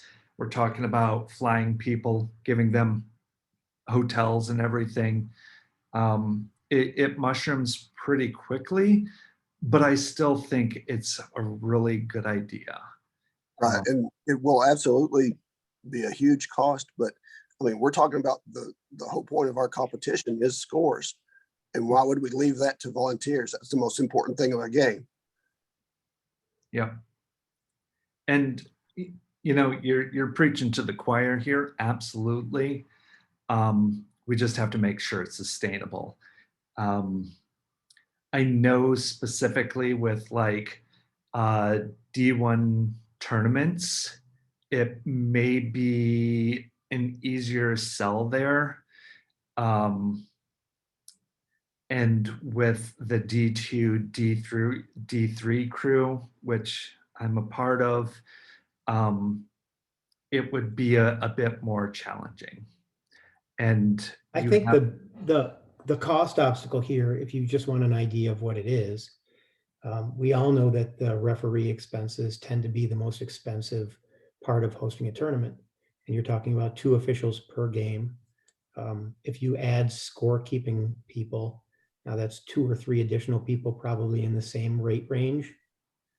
So now you've added a significant, right? Now we're talking about adding either 50% increase, 75% increase to your costs of running a tournament from an officiating standpoint.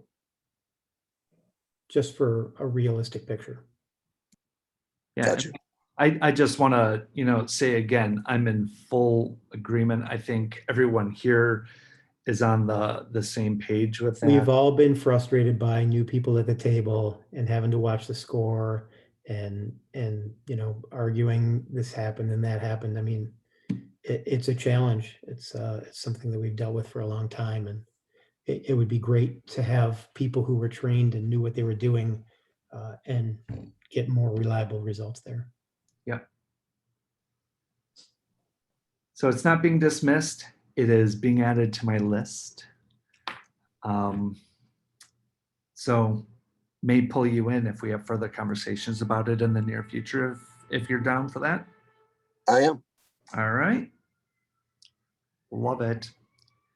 So I don't believe I have anything else to present. And I think we've done everything we said we were going to do today. And I have another ambulance coming by. I think one thing that I'd like to point out right now is the participation that we keep talking about. The more that we have, the better.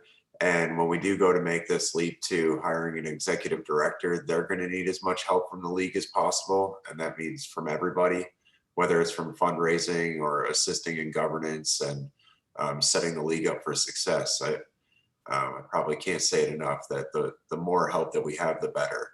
And the more participation we have and the more fundraising, some of these things that we just talked about, the only reason that we can't make that happen right now and the reason we all have to dance around it is because we don't have the financial resources to do it. So the more we can do to set the league up for success in that way, the better off we're going to be. Yep.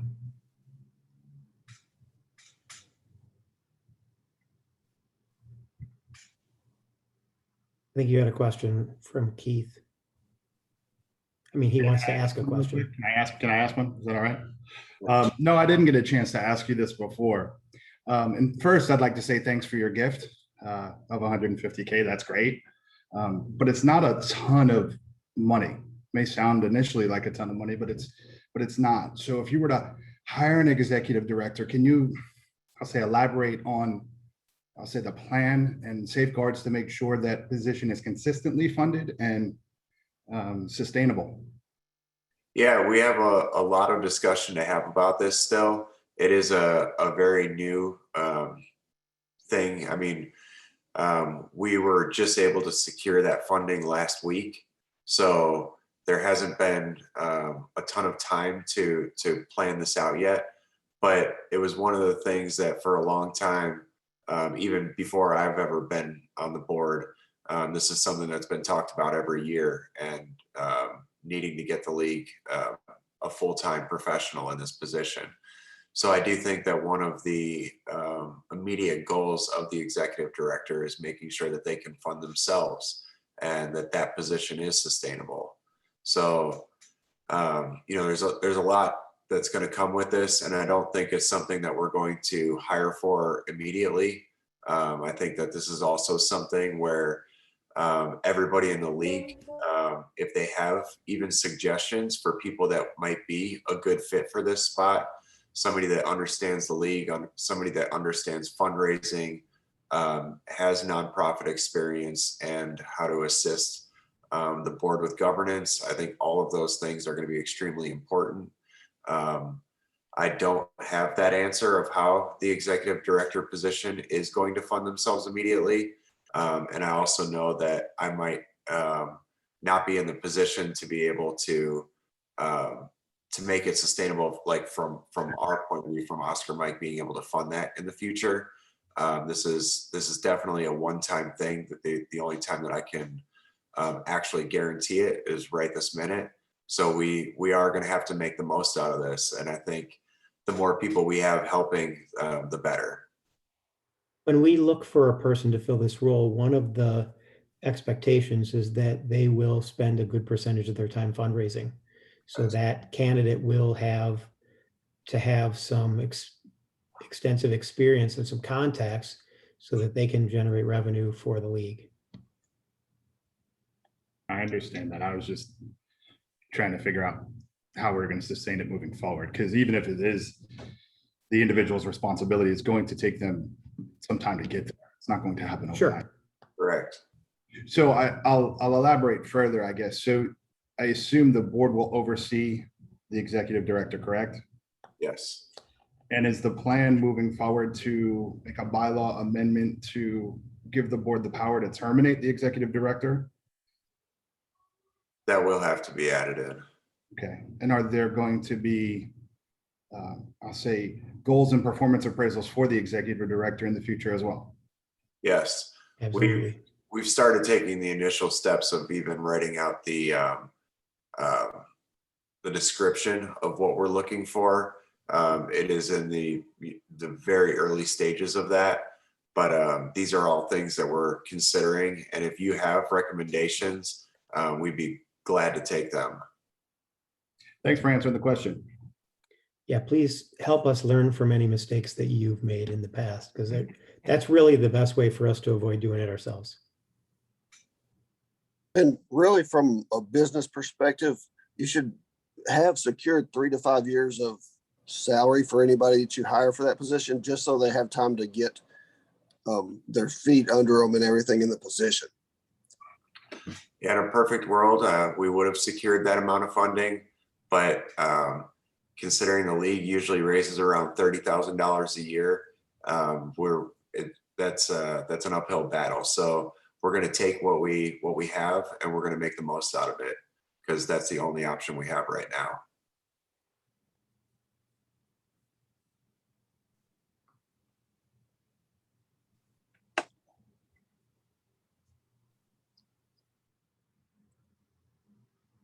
And really, I'd like to reiterate that thank you, Keith, for challenging us. It's exactly what we need. Thank you.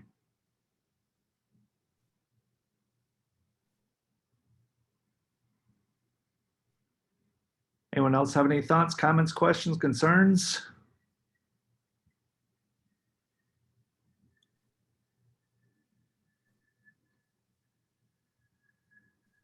I make a motion to end. Second.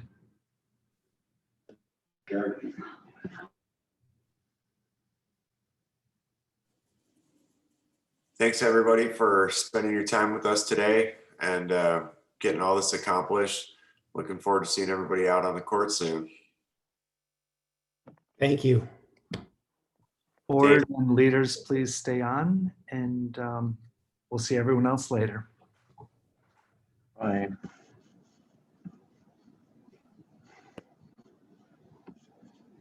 Except for Karen. Karen's got to go. I can go. No, I was Thanks, just everyone. asking, yeah. I only have 5 minutes. I have to take Uswra to her overnight visit with her father. Oh, wow. I know we have to do a transition with Bob, but because he's the only member, right? Kick the rest of the folks off here.